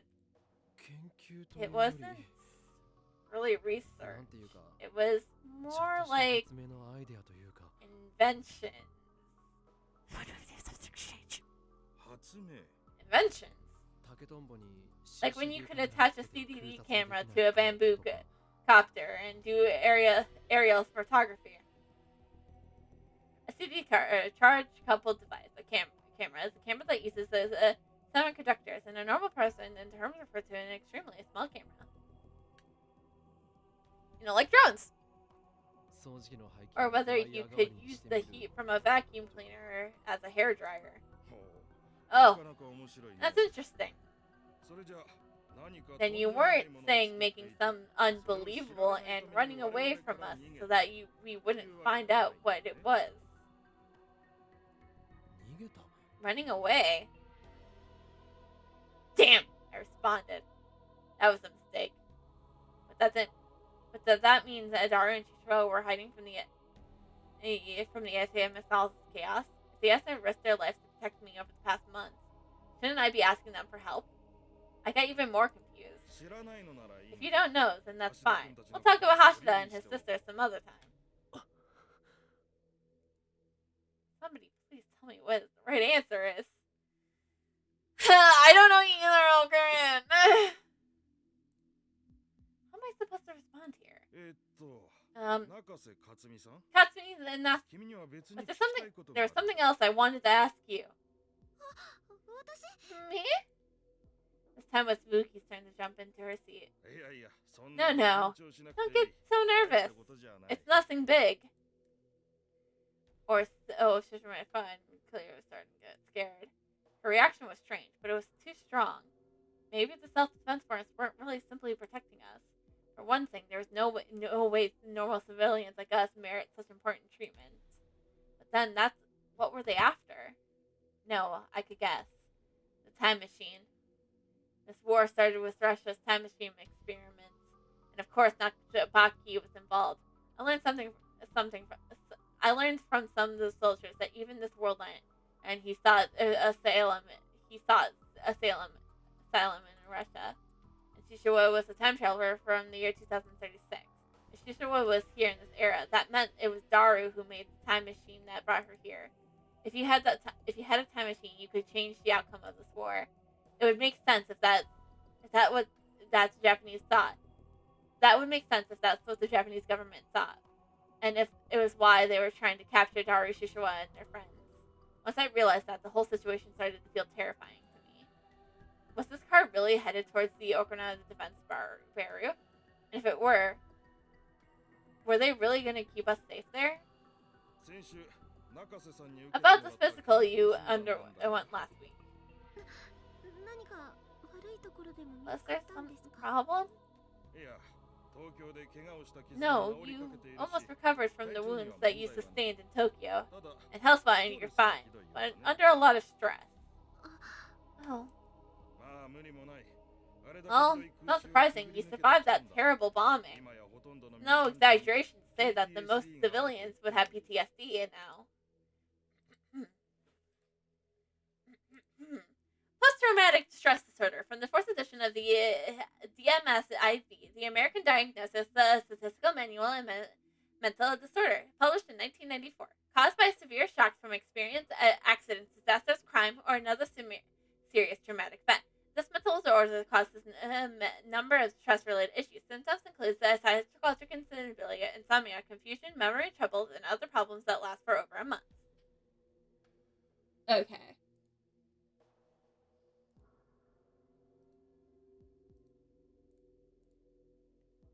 That sounds awful. I to be fair, I know PTSD. It's kind of.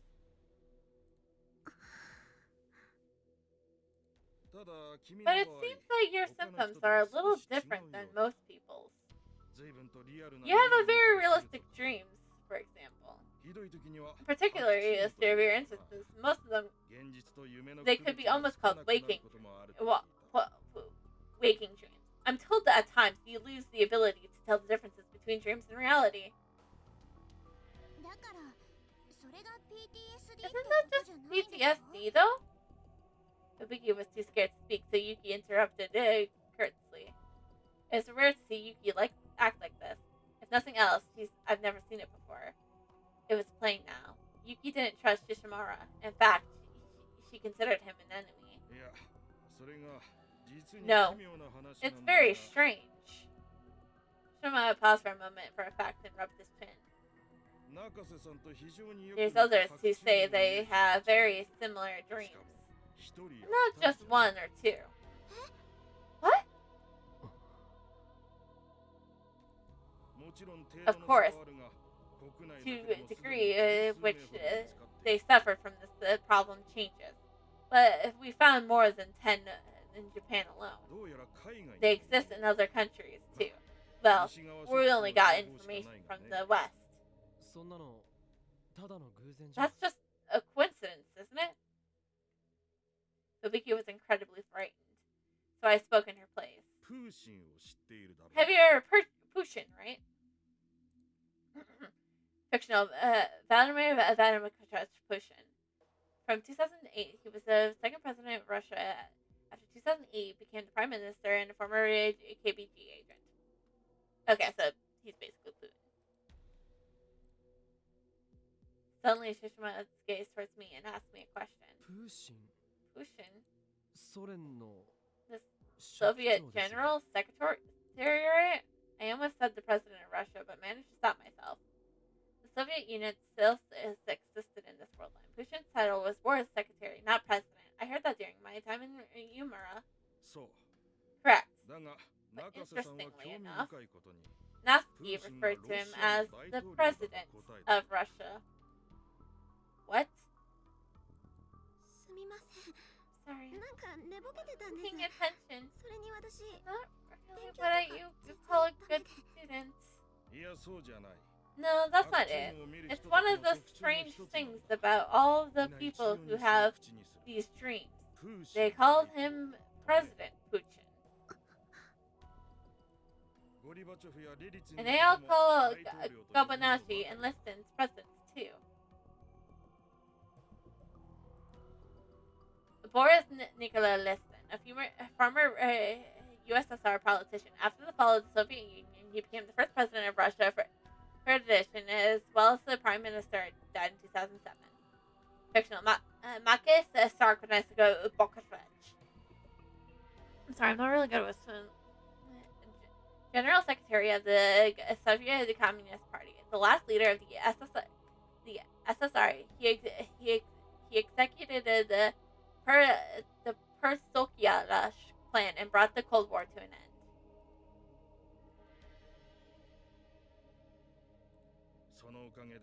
That's why scientists have started calling it President's disease. Not a terribly clever name, if you ask me. No way. Is he talking about reading Steiner? There was a strong chance that people besides me had the power, even if not as accurately. I never found out for sure, but what Ferris has said in the Alpha World line certainly suggested it. So what was certainly possible that Shoshima's walking dreams were actually the effects of reading Steiner. If they were all aware of the world line shift a month ago, just like me, Fubuki had the same memories as the other world line that I had. It would make perfect sense that she called Putin a president.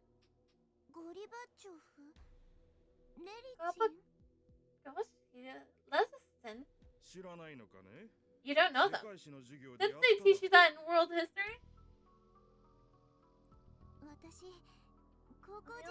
Science classes in high school.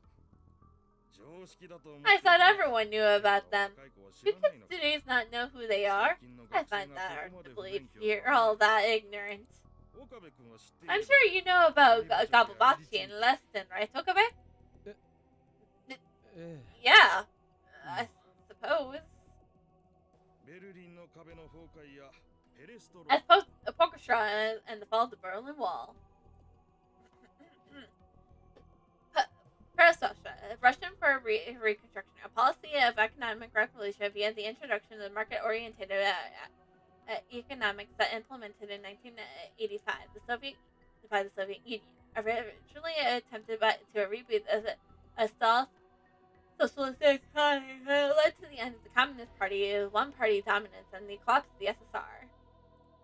After World War II, the capital of Germany, Berlin, was divided into two sides. The eastern side was controlled by the Soviet Union and the western side by America, England, and France. Later, Germany would split the West Germany and East Germany, and the portion of Berlin into East Germany remained its capital, but West Berlin remained occupied by the Allied power while being cut off from the rest of the West Germany, and laid approximately 100 miles to the west. In 1961, East Germany built a wall around the city in response to continued attempts by the citizens to seek asylum in West Berlin.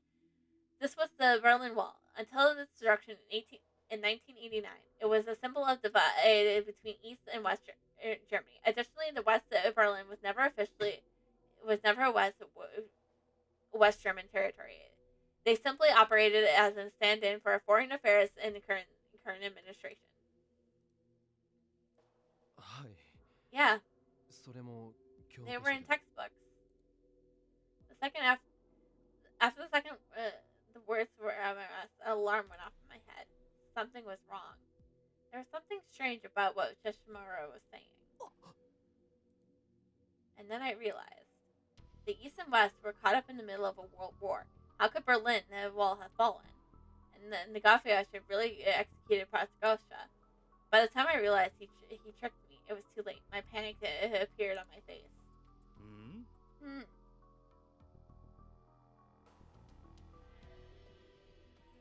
君もそうだったのか。 You too, huh? そしてそれを And you were deliberately trying to hide it, weren't you? やはり So the information was right after all.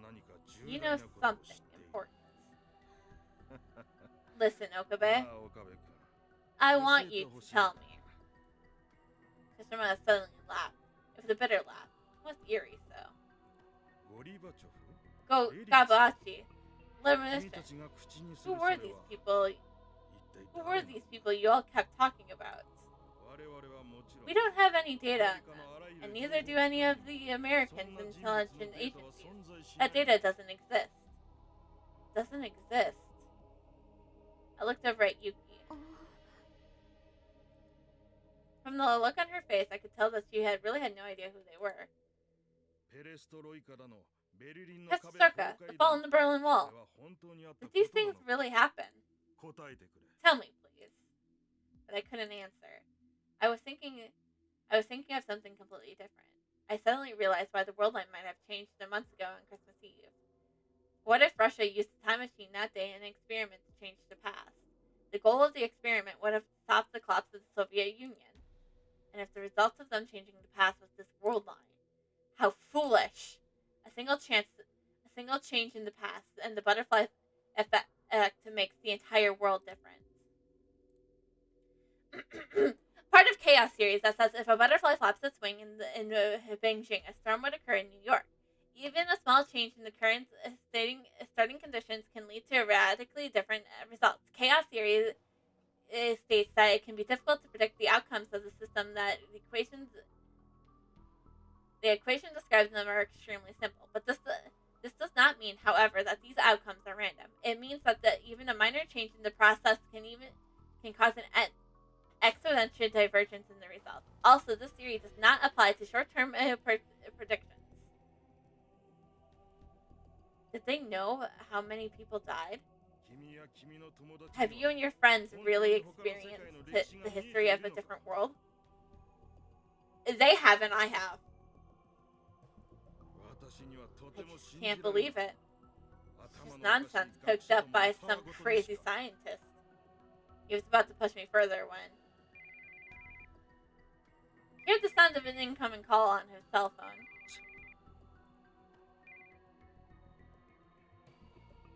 Shishima grunted off and took his phone out of his pocket. This is Shishimoya. Yeah, we're on our way to the beer wall. What? What do you mean? Damn it! The problem was these idiots. What country do these politicians think they're working for? Shishimoya's finger slammed down the end call button so hard I thought the phone would break. There was a look of rage on his face. We're changing destination. Head to Canada base, gate 2. His words were filled with irritation as he spoke to the driver. Changing destinations? Who was he just talking to? As I sat there confused, just reminded ourselves to call someone else. This is Shimomoya. We're changing our destination. We'll meet at gate 2 at Canada base. Was all he said before hanging up. What's going on? The situation's changed, Okabe.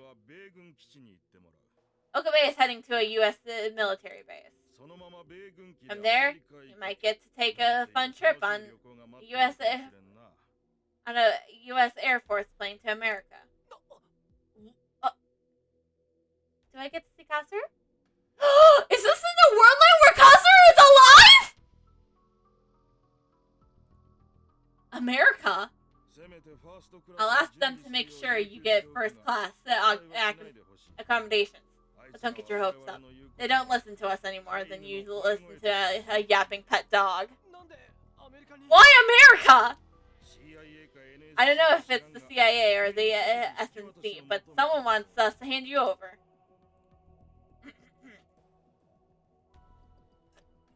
Okay, got a lot of reading to go. Let's do this.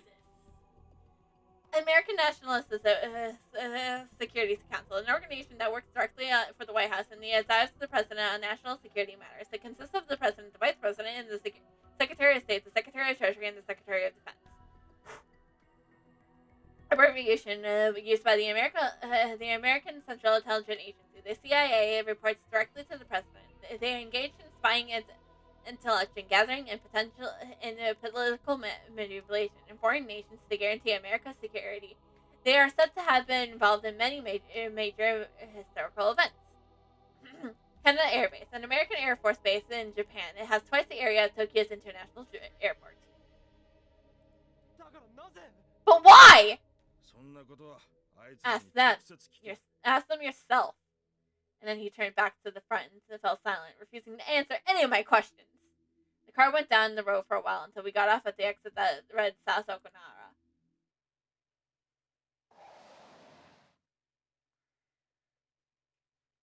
I think we're gonna stop here for now. So,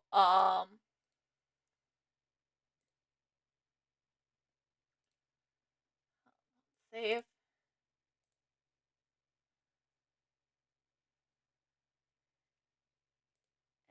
Exit. So,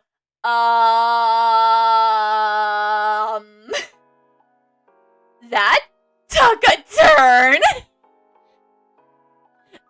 I thought it was just gonna be the classic trauma of Maru dies.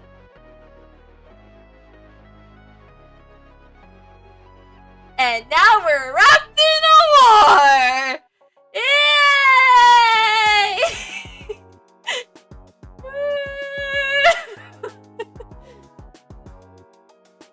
So, thank you all for joining tonight for what chaos it was. Thank you to Acidic for subscribing. And you guys other things with that stuff. Thank you all for,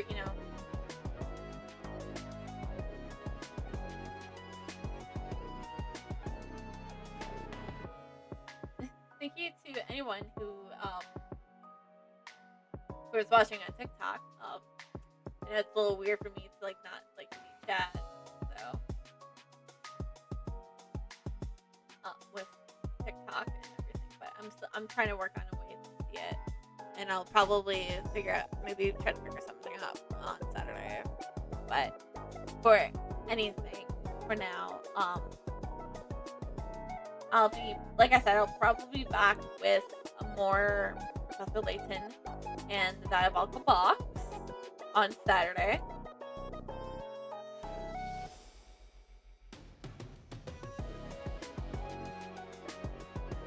And right now we're gonna head out and we're gonna read Johnson, the cool lady, and and I play Jackbox with her sometimes on Super Habits, and it's a really fun time. And we're both chaotic ladies, and she's really cool. And you should definitely give her lots of love. And I'll see you guys on Saturday. Good. Bye.